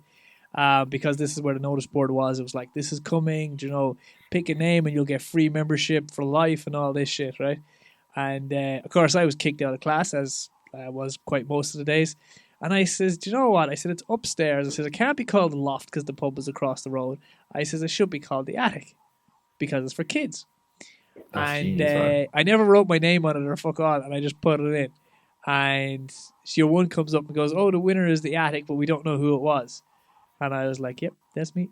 That was me. man. That's unreal. That's such a cool name, man. Fucking. I don't even know how I thought it. Like I right. said, the loft was across the road, and I just thought of another name for the loft, and I said it has to be called the attic. And Man. that's That's your what legacy happened. there, man. Except place is Legacy closed. play, All my legacies are closing. That's the fucking problem. man. But come here, actually, I'll tell you. Even like the first gig I played in there was like this is my first gig ever. It was an absolute disaster. Like it was like afterwards, I was like, the funny thing, I didn't care afterwards. I was like, oh yeah, that's pretty much how I expected it to go. But I went up. So one of my friends actually set up. He was like playing with his bands, and I think it was like a talent showcase of like all these different West Cork bands or something. Yeah. And Dale Holland said he'd do like a version of 99 Problems, right, by Jay-Z, and I'd go up and I'd rap it. And so basically I went up and then like I did the entire rap and like did it, and I was like, I thought it went pretty all right, and literally no one clapped. Like no one made any, we stopped the music, no one made any sound whatsoever. Like they just looked at me like, and I was like, thank you, bantry. And like that Good was like my night. first ever, yeah, that was my first ever experience. And yeah, obviously my chances of anyone talking to me for the rest of the night. So I was like, I'm good. And I was like afterwards though, like people were like, oh man, don't worry about it. And the weird thing, I was like, nah, I'm fine, man. Like it was really weird. Like, because I think sometimes when people get really down because a gig doesn't go well, but like, if it doesn't, sometimes you just don't like gigs if they go bad. Like you don't think about it. Like, fuck it, it's done. Like I did it. Do you And know? A wise man once told me. He says you're never as good as your best gig, but you're never as bad as your worst one. that's a great show, man. That's a cool one, isn't it? You're never as good as your best gig, and you're never as bad as your worst. Keeps you humble though. That's the thing. Keeps you humble. You got it, because there's always going to be some fucker that'll just make you humble in this game. Stop, man. Because they'll turn around and they'll go, "Yeah, you're shit. Play something we know." Because about ABBA, actually, sorry, can I tell you one hilarious story about that? Actually, so my final gig before lockdown was obviously it's the opening of Cypress Avenue, with the legend that is Stevie G, who you had him your on the podcast, which is unreal. Yeah, but he's cool. He is a hero. Also, Stevie, thanks for giving me and Emer your drink vouchers that night. Actually, oh man, like even on that, like I was like trying drinks like Orchard Thieves Orange. I was like, fuck it. Like I was at that stage. Yeah. And I was like, I like tried so many different beers, and I was like, oh my god. But we played it, and basically there was a really funny moment where like it was such a class, like basically there was Jenny Green and Chasing Abby were upstairs. Chasing Abby were cool as shit. I like them. They're very cool, man. And then they were like the main kind of acts, and then you had like the alternative acts where I was with Stevie G, an amazing rapper called JLOL. He's on like the FIFA soundtrack. He's unreal. He's like him, all right. So good, man. And he was playing there, and then obviously myself, and then a few other acts. And then basically though, when we were playing, we somehow got the same time as ABBA-esque. And so like they were ABBA-esque, just proper ABBA-esque, like. fucking legends, killing it, right? So Yeah. we were playing it, but basically when we started doing our set, there was like they hadn't like set up the kind of, because it was the first night, they hadn't set up like the proper, not the proper, but there was kind of like an issue with the sound kind of bleeding over from like the other stage. So like there's like the dance floor in the pub next to it, the Old Oak. Yeah. So like, and we were like right next to it, and like basically the ABBA, as soon as we started playing, ABBA started drowning out our sound. So I was rapping over ABBA, which was, sorry man, I was like, this is the greatest moment of my life. I was just like, I was rapping over like fucking, I was like Waterloo or some shit. And I was like, and also because my music was playing, so it was like two different like beats and BPMs going into you. Yeah. And I'm just like, I was like, man, I'm so confused, but this is great. And also, like, in fairness, I hadn't eaten it, and all I had for dinner was like a pint of Guinness, and I was like, "This is great." I was down for whatever the fuck at this stage. I was having the time of my life, but it was brilliant, man. Cypress Avenue is such an amazing venue, and I've had such amazing nights there. Like, they're just it is a cool spot. I'm hoping if I ever get a shot at a spot again in West Cork, I'm gonna build. I want to build my own spot, but it's gonna be like.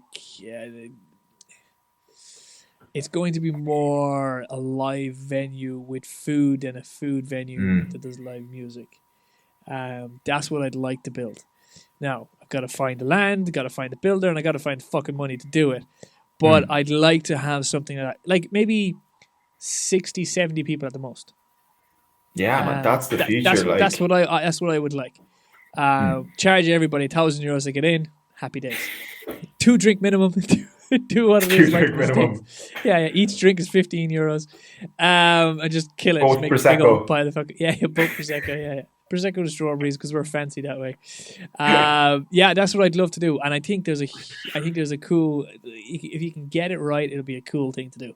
Oh man, yeah. So if anybody looking with venues out there that want to throw my way, holler at your boy. But That's what I would like to do, because there's a lot of great acts here in West Cork, and you can just give them the stage and let them run with it and just go. That's what this podcast really is. It's just to put people on notice. Man, but that's what makes it so great.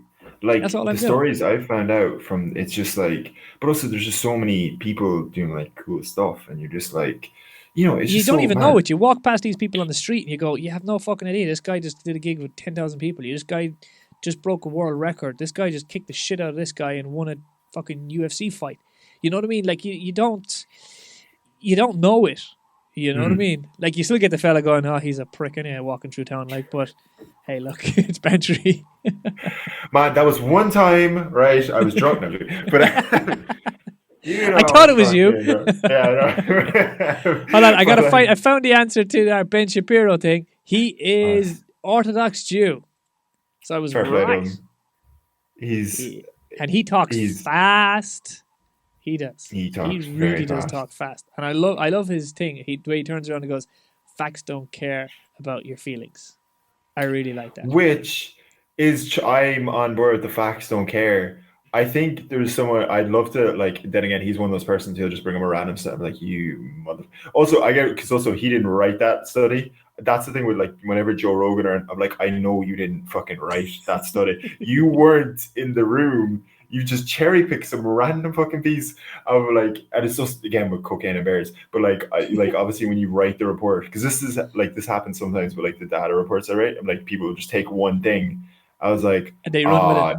Yeah, and you're just like, I've just, and also because you're like, well, fuck me, all right, like you're just like, but do you ever see that, like, okay, you'll look at it different like this now because you're on the inside, but like if I saw a headline saying 9 out of 10 bears do cocaine in the woods, I'm gonna click on it and find out. A study shows 9 out of 10 bears enjoy doing cocaine before they go taking a shit in the woods. I'm gonna click on that. You know what I mean? I'm gonna find out. Going, how the fuck did they find out that 9 out of 10 bears? No, that they want 10 bears take cocaine in the woods. We'd fucking know about it. Just imagine these 9 bears coming down off the hills, full of cocaine. Their nose just going like that, just tossing over beer cans and everything. Raised, but I just think that's the way things are now. It has to be this big blow up. Clickbait.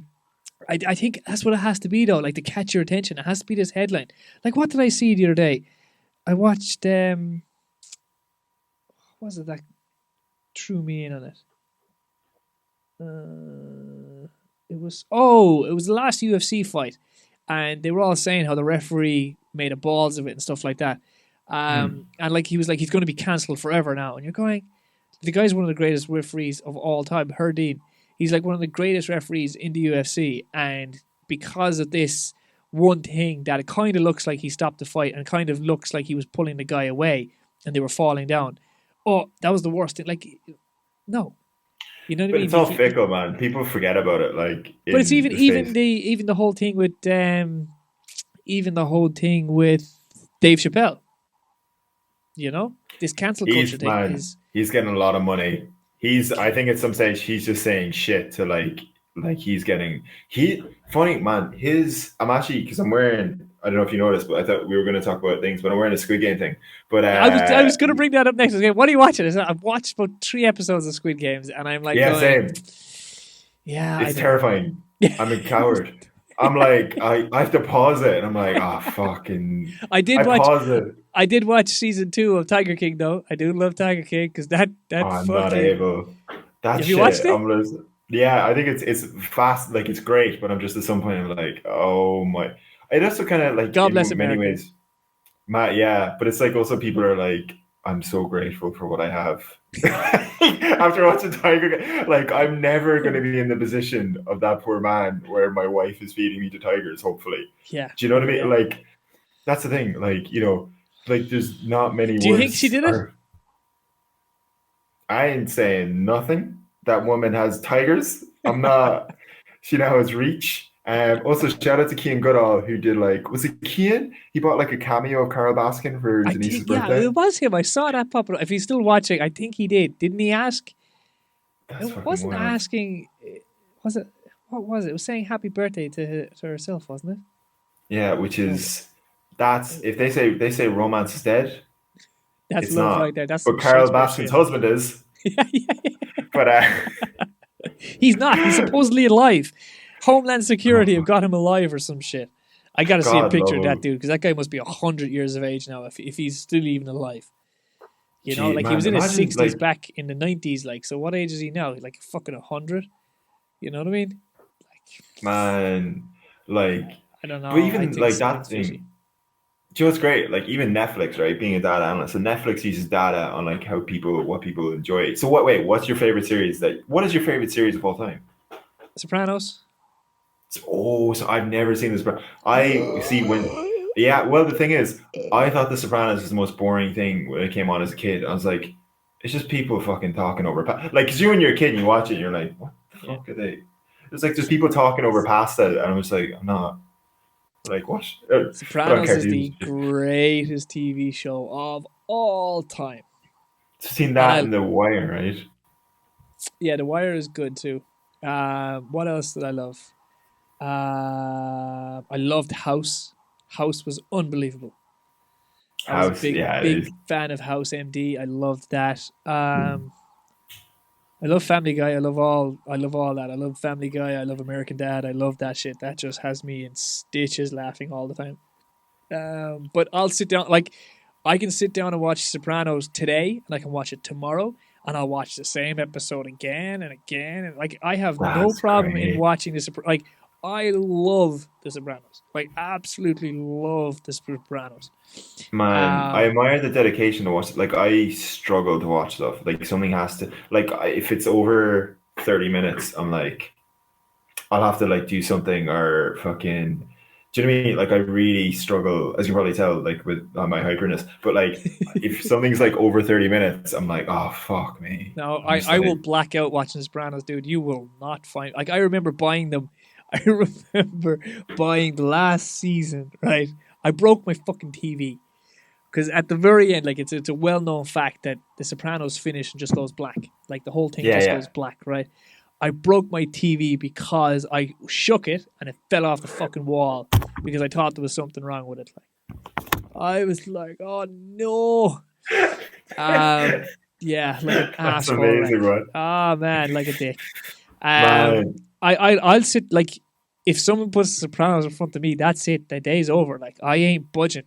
I'll even piss myself watching The Sopranos. Like, I won't even get up.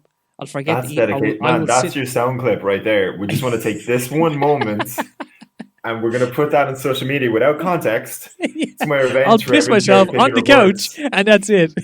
Yeah, that's what we run with. I think, man, fucking. I had one thing. One of my favorite shows was actually Game of Thrones, but I was in. This is a mad story. Like, I was an extra in it, and What? fuck yeah, I was in Battle of Bastards. I don't know if you've seen it, but in one of the battles.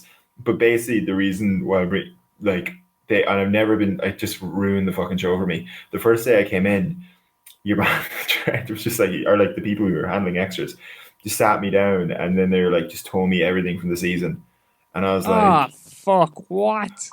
yeah, because they're like, you're obviously gonna hear it, and like obviously I had to sign contracts, and your man was like, basically he was like, we're just gonna. I was like, man, I'm only here for 3 days. He was like, yeah, well, it's like it's better you hear like what it is now, and so you just get it over with rather than guessing and like all this stuff. Like that whole set was also amazing. Like it was one lad's job, which is the coolest fucking job ever. He drive like a smoke machine on a truck, but also his job was to shoot down drones, which is From people so he'd just be watching it, there. like, Yeah, so people would try and take photos or like record footage, and he'd just be like, and like we'd have to stop filming, and your man was just like, got popping what, them got a off. lot. Yeah, it was nuts, man, nuts. That is cool. You'd never even think Yeah, of that, would you? Like, yeah, they're flying because it's obviously it's just the crazy thing. It was just a field, like that's the like because they build these sets in like middle of nowhere, and it was just like a yeah. field outside Belfast, and like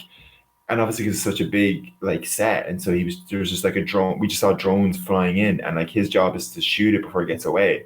Like fucking great, like nuts, and like also driving like a smoke thing. He had to drive a smoke thing around the edge of the set because people would like go into the field like next to it and That is a trying to job for the record, summer, isn't it? and like that was it was not, but also like the extras were all like there are people that they got from like the south and north of like for like from the army, and so like Yeah. they people would make like their living off being extras. They go between Vikings and fucking Game of Thrones, and like that was their, so they go for like 2 weeks. Like we did combat training with swords and shit, and like What? spears. Yeah. See, there was like a proper military guy.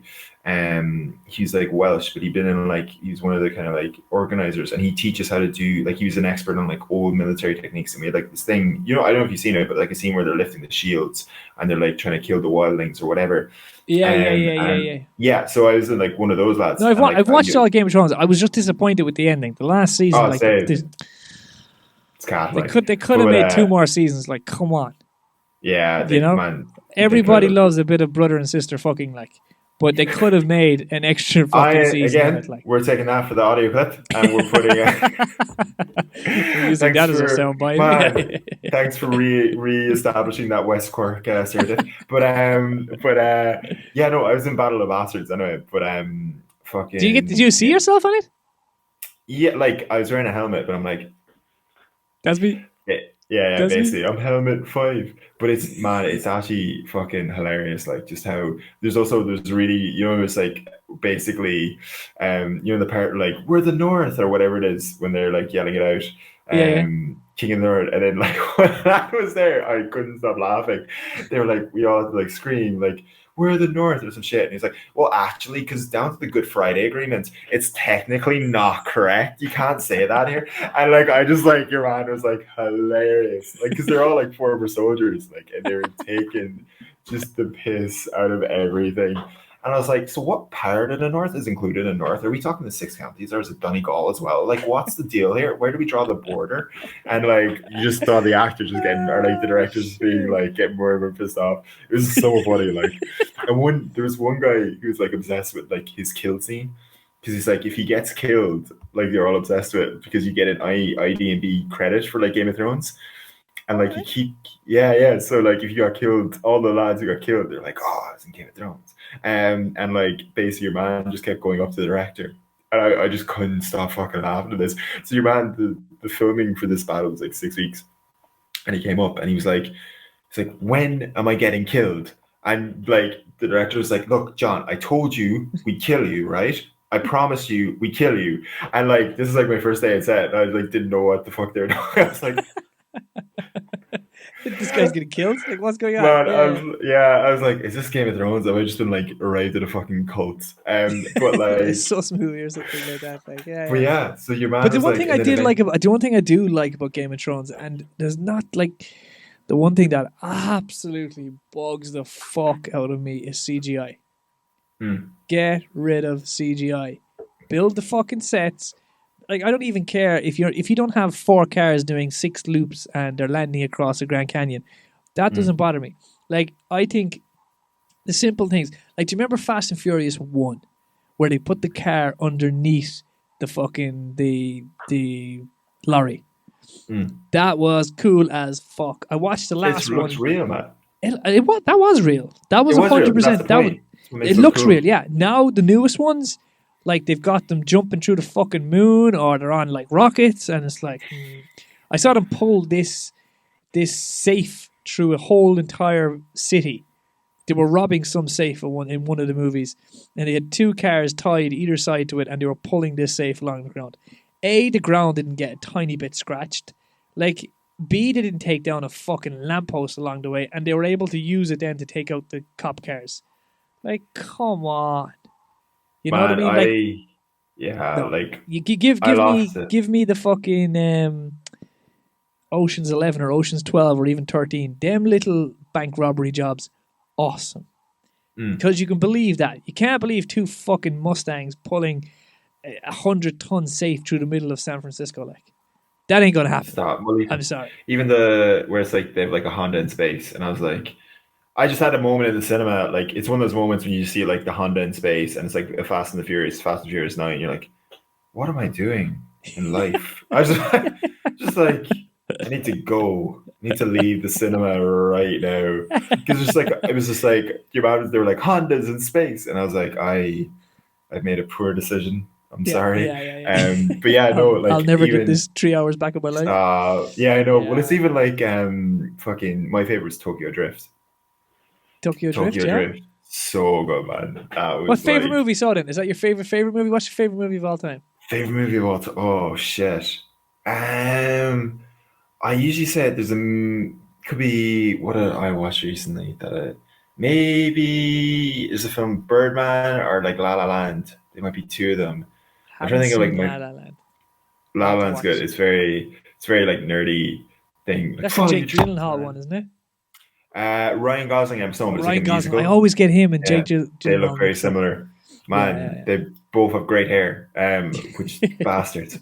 But fuck. Did you see the last one? Did you see the one on Netflix there where Jake Gyllenhaal is in it and he is just a caller for 911? Yeah, it's tense. What was that called? Ambulance, isn't it? Is it Ambulance? Is this? Where he's just literally the guy on the other line, and he's just can't find this one woman, and it's crazy. Like the whole movie is just him on a phone, and like it must have cost like €50 to make because the guy is just sitting at a desk, and it is like it's brilliant. Like it's been a long time since I was engulfed by a movie, but I really was engulfed by it. Kind of like phone booth vibes. Remember that with Colin Farrell? Yeah, but that's Colin Farrell. Jesus, Colin Farrell is just not like, he was Alexander the Great. Jesus, what? I mean, fucking horses or fucking what? You know what I mean? You can't have Colin Farrell as Alexander the Great. Like, I'm sorry. Like, you need some Hollywood star to do that. Like, not a guy from inner city Dublin. Like, I love Colin Farrell, nice guy and all that, but come on, that was a bit of a reach. Jesus, what? But no, favorite movie of all time is probably Godfather 1. Or I liked Braveheart. And Freedom. Scarface. I'm a big fan of Scarface. Scarface is hilarious. It's so I can't stop laughing at it. I just think it's so funny. Like the accent or just the shit he does in it. I'm just like, it's Guilty by Keane. Keane's still with us, man. Yeah, boy. Is it Guilty? That's the one. Yes, that is it. It is good. It is good. The Guilty, that's what it is. Yeah, that's a Also, good shout out to show. Ciaran, man. Yeah. Fucking 2 Well, hours what in, time buddy. is it there? You haven't told us what time it is. We've been on now. Shit, man. We've been on 2 hours, and you haven't told us. We asked you like 2 minutes into it.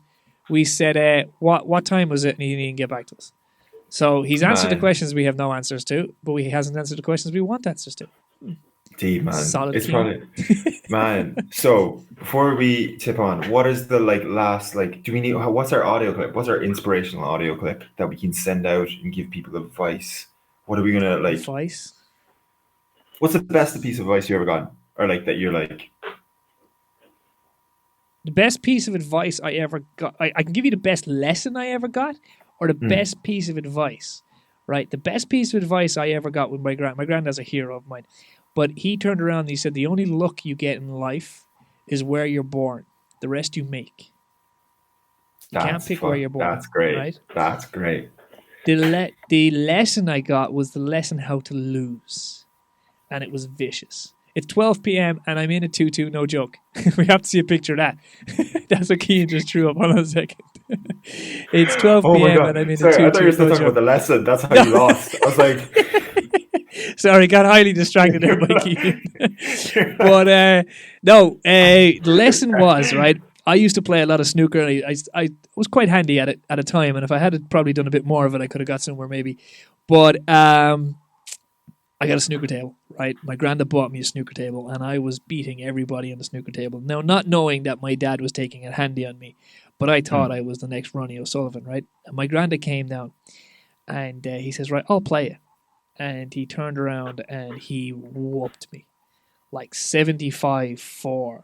Like, I mean, I was crying. He beat me so fucking badly, like, you know? And my dad got tick with him, and he was like, why are you so tick with him? Or why? He said he wasn't. He was tick with him. He said, why'd you do that to him now? Like, why'd you break him? Like, you know? And he did. He broke me. Like, I was only 7, 8 at the time, and I'll never forget it. To this day, he turned around and he said, well, if he can't lose to me, he won't be able to lose to anybody. That's amazing. And I was like, what? And it's only sort of in the latter of my life that I've actually realized it, since I've had kids. And like, if you can't teach your kids to lose to you, how are you going to teach your kids to lose full stop? That's now, amazing. I'm not saying go out and kick the shit out of your children, but what I'm saying is the fact that if you want to, like, not hard lessons, but like teach your kids the lessons they need. You know what I mean? And like, I love that lesson. Like, that's, if I ever play cards or Connect Four, my girls, like, if they beat me, they know they beat me because I'm trying. Connect Four. Connect Four. Always play Connect Four with my girls. Always play Connect Four. That's amazing. I love the way of like giving someone a harsh beating in Connect Four. Oh yeah. Like, and I call them losers. Like, I'm like, loser. Drives them bananas. Flip the table. Or if it's in Monopoly or if it's anything at all, I will play as hard as I can to beat them. Like. And it's not a dominance thing. It's not nothing. But like, if they ever beat me, they'll know they'll beat me. They earned it. And they can turn around and go, I beat my dad. And I remember beating them. And they try hard. Because like, if you win something all the time, it's not winning. Joe, can you imagine, right? If you didn't bomb the very first time you played music, you'd never know what that feels. And that's the thing about the society right now. Like, you see all these boxers and they're like 10-0 and 50-0 and oh this and oh that. Like, you have to lose to win. You know, you have to lose. Like, you have to bomb.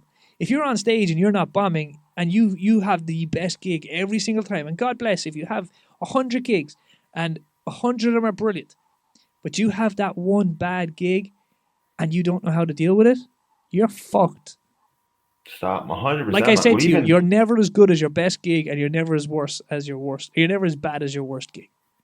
But man, that's 100% true. But even like, geez, and like, you know, if you talk about like, I mean, we were talking about music and gigs, like even song to song, man. Like, if you don't know how to overcome in real time when something goes wrong, you forget a lyric, or you say the wrong word, or you mess up an inch, like, you're never going to be able to, like, even the last gig I did, I couldn't find the microphone. This happens to me every time I play a gig, I swear to God. When I come on stage, I couldn't find which microphone was on for like 3 seconds. And like, you can either like freeze because it's going wrong, or it's not like where you put it, or you can like adapt and do whatever, or you forget a lyric, or, you know, whatever. And like, it is that kind of being able to adapt, and that's such a great lesson, like to have and to 100%. instill, because then you're not scared of it as well. You're not No, like you're not scared of a challenge, and like I if said, you, it's a lesson that just stuck with me, and it has stuck with me.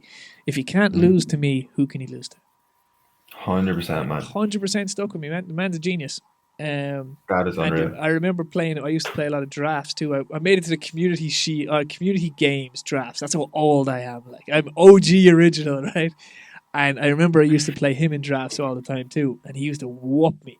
And I remember I started beating him, and I remember like I won. Did I win him? I won a silver medal, I think, in Cork for the community games, That's and I unreal. got taken to. Was it Mosney? Wasn't it? Mosney. And I think I got a chest infection. I couldn't go to it, the final. But I remember I said I didn't care about the medal. All I wanted to do was beat my granddad, and I beat him. And that was better than anything I had ever done.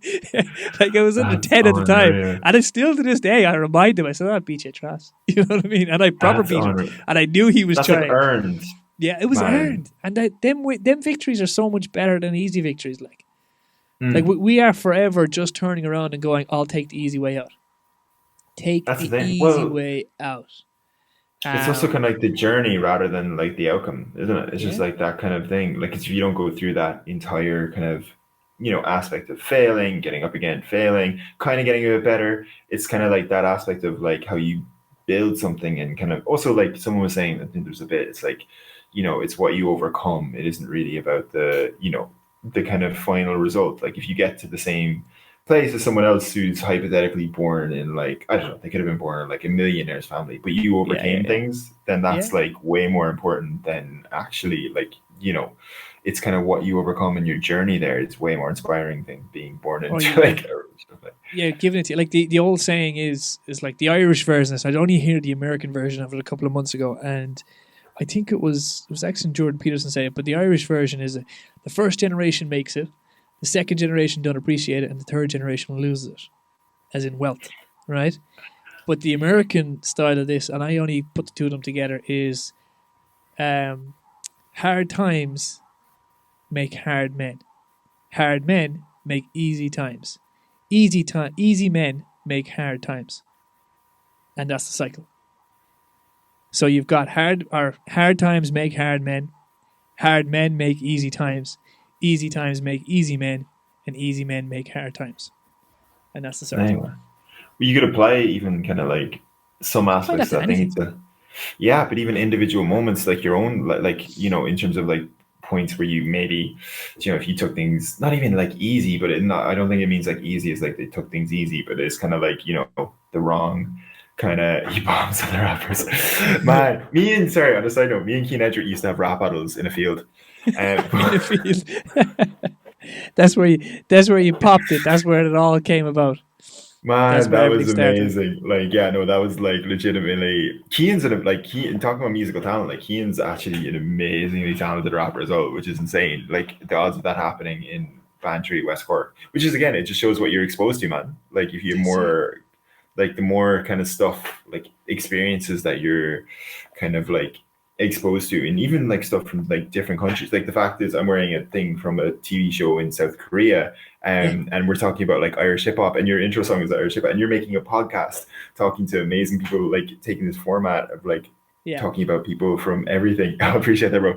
But like, talking to these amazing kind of people and stories. Like the crazy thing is like, this wouldn't be possible, like, even 10 years ago or anything, man. Like it's amazing how kind of things develop and things open up. And, like the more kind of, and even like when we talk about like advice, like the more experiences you're open to, or the more information you're open to, man, it's just like, it's exciting, man. And man, I'd say like you've learned some amazing stuff from this podcast. 100%. Like I've heard stories of people that are like legit ready to quit. Like we quit.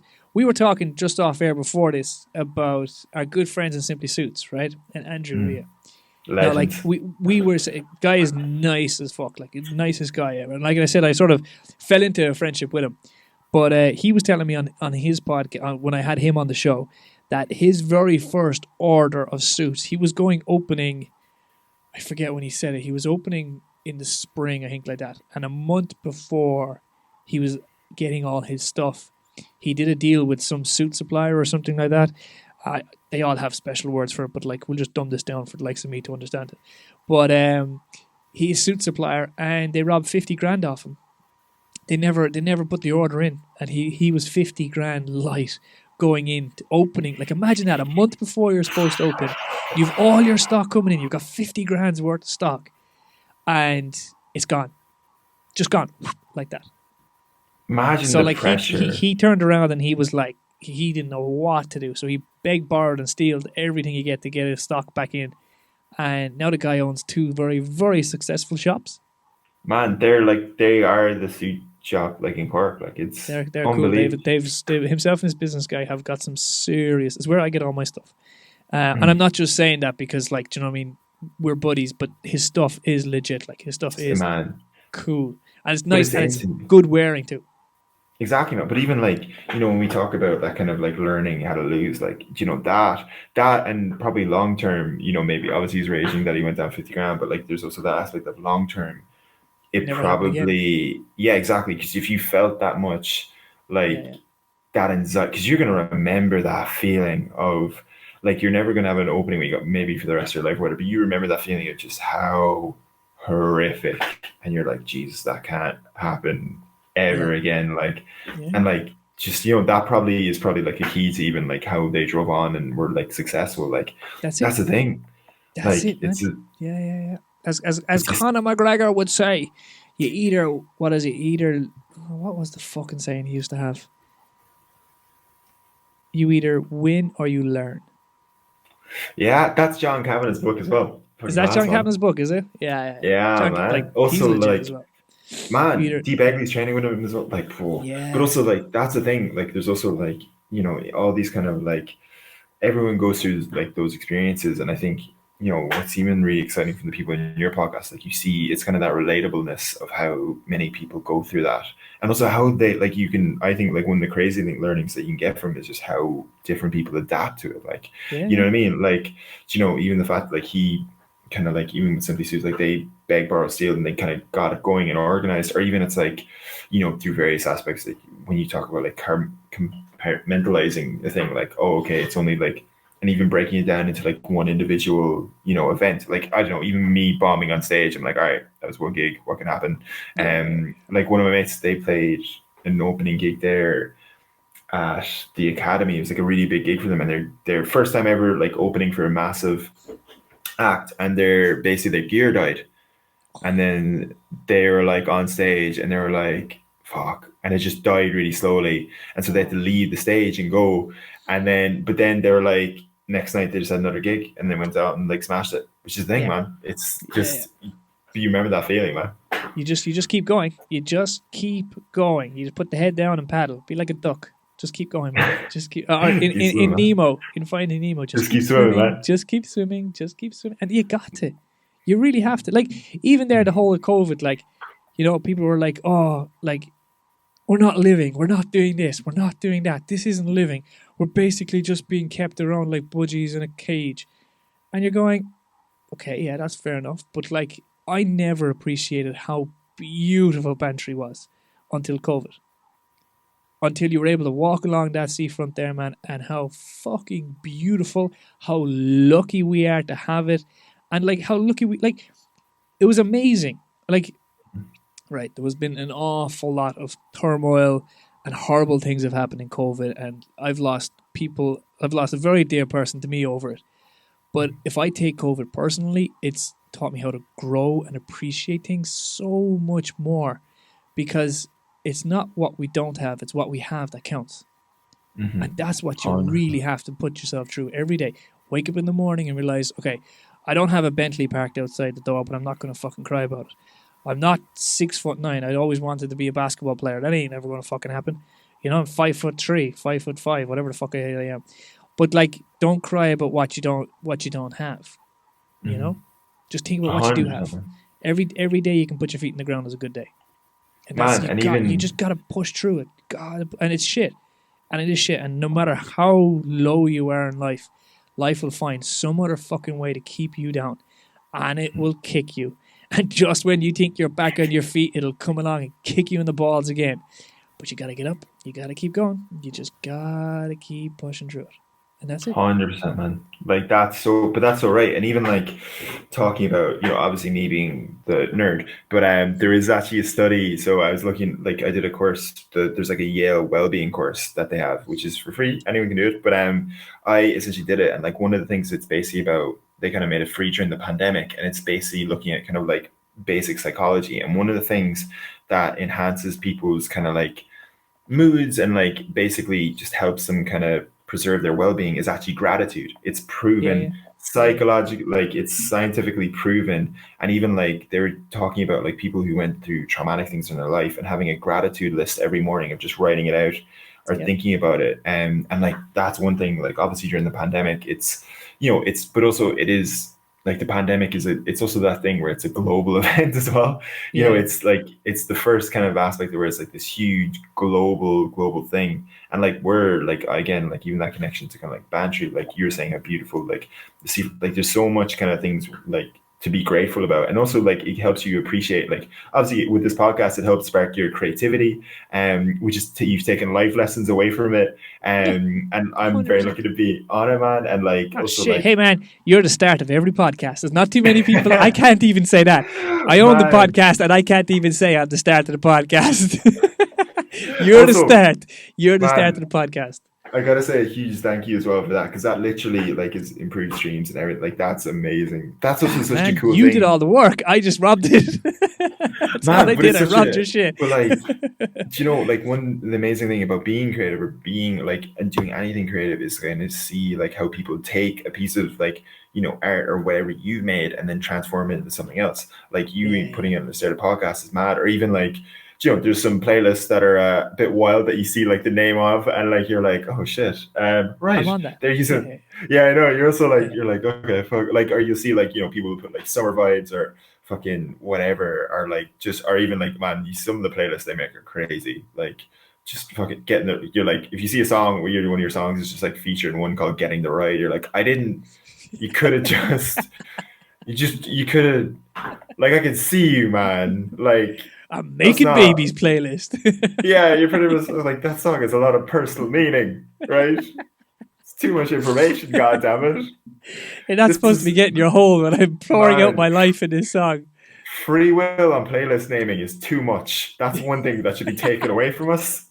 That we should have a certain amount of names. I don't want to know, but no, it's amazing, man. Like, and that's the thing. Like, and also that's one thing. Like, obviously the pandemic is, either for me it was like kind of like someday a lot of months I'd be like down on creativity, but also like it also made like I think hyper aware and you appreciate things like even this kind of podcast and having a chat, like you appreciate it so much more because like during the lockdown you might not have gotten it.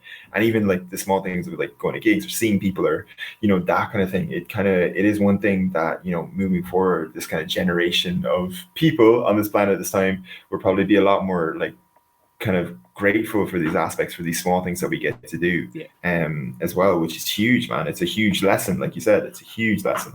It's a huge, but even, do you know what? I've seen a lot, like, I'm very fucking, I don't know, Buddha-ish tonight, I suppose. But, do you know, you see all these things, like, and like I said at the very start of this, I don't give a fuck what you do. As long as your shit doesn't cross my shit, we're good, right? And that's a lesson I've taken for myself. But, do you know, you see all these people, right? And they all want to be him, hams, erms, earths, all these pronouns, and all this bollocks, right? But yet, there's not a single person out there on Instagram, Twitter, Facebook, TikTok promoting, I just want to be me and I just want to be happy. That's it. Everybody's trying to be something, either a millionaire, a singer, a famous, a dancer, fucking a penguin, gender neutral, gender fluid, fucking, I don't know, man. I don't get any of that shit, and thank God I don't, and hopefully no one connected to me does, because I'm just going to slap you up at the back of the head. But why can't we just be happy? Like, why do we have to be something?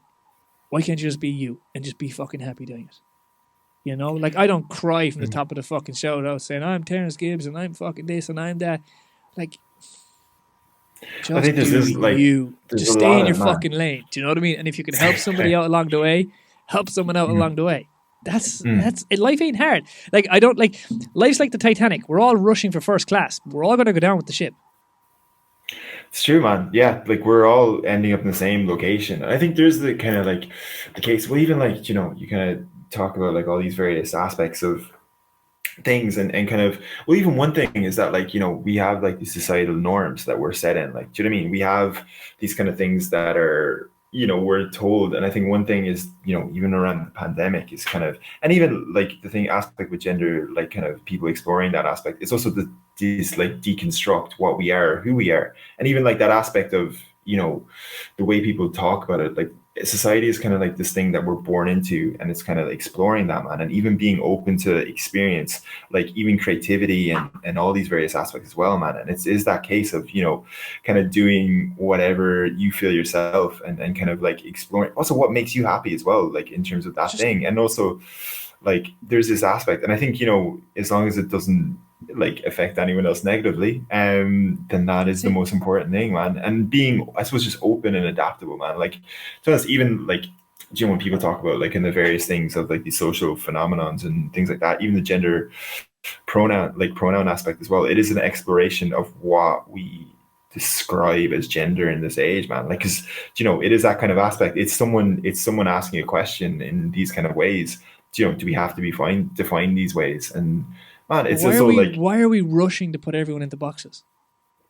That's the thing. But well, also there's a question of we were put in like, obviously like kind of aspects of like, society has been putting people into boxes since such an early age when like, suppose, yeah. do you know what I mean? You're born into like, if you're born a lad or whatever, you're like, oh, well, you yeah. can't like pink or whatever. But it's also like, that's one good thing about like where we're at. And I think, and particularly for this time is where everyone just had so much time to reflect. Like, I don't know about you, man, like there's so many of my people, like friends I know who've had like career changes, who've like gone for passions that they never thought of, who've just gone for shit, man. And it's like, it's amazing because there's exactly why not do it? Like, why not do it? Like, I know a lot of people have like mortgages and shit like that, but you find a way. Like we're all gonna die. I don't know why we have to take life so seriously. None of us are getting out alive. Exactly, man. And also to quote Joe Rogan, we're literally just like, fucking very smart chimps floating in a in a spaceful rocket. Yeah. Space rock. So like, and all these kind of aspects that we kind of look at, and again, like, society is essentially a man-made thing, really. So, it is that thing. There's nothing that takes serious, like should be taken that seriously. And as long as, unless you're on Twitter, and then Twitter is very serious. And if somebody bombs on Taylor Swift, then it's all fucking I'm fucking coming for them, man. Like, I'm... Guns blazing, motherfucker. Fuck them up. Man, you should start... I'd love if you just got on and started talking shit about cabins. I might just do a random thing, something stupid. I don't know what I'll do. I don't understand. See, I don't understand Twitter. I don't understand whether it's the hashtags or what it is, but... Man, maybe afterwards I'll get a lesson in it, and I'll just cause a wreck. Just fucking just message what you need to do, man. And you can start on Instagram. Just every cabin page, like go to Woody's and be like, shit cabin, and just leave it at that. Our cabin is better. Yeah, just that's not a fucking cabin. You call that a cabin, mate? That's not a fucking cabin.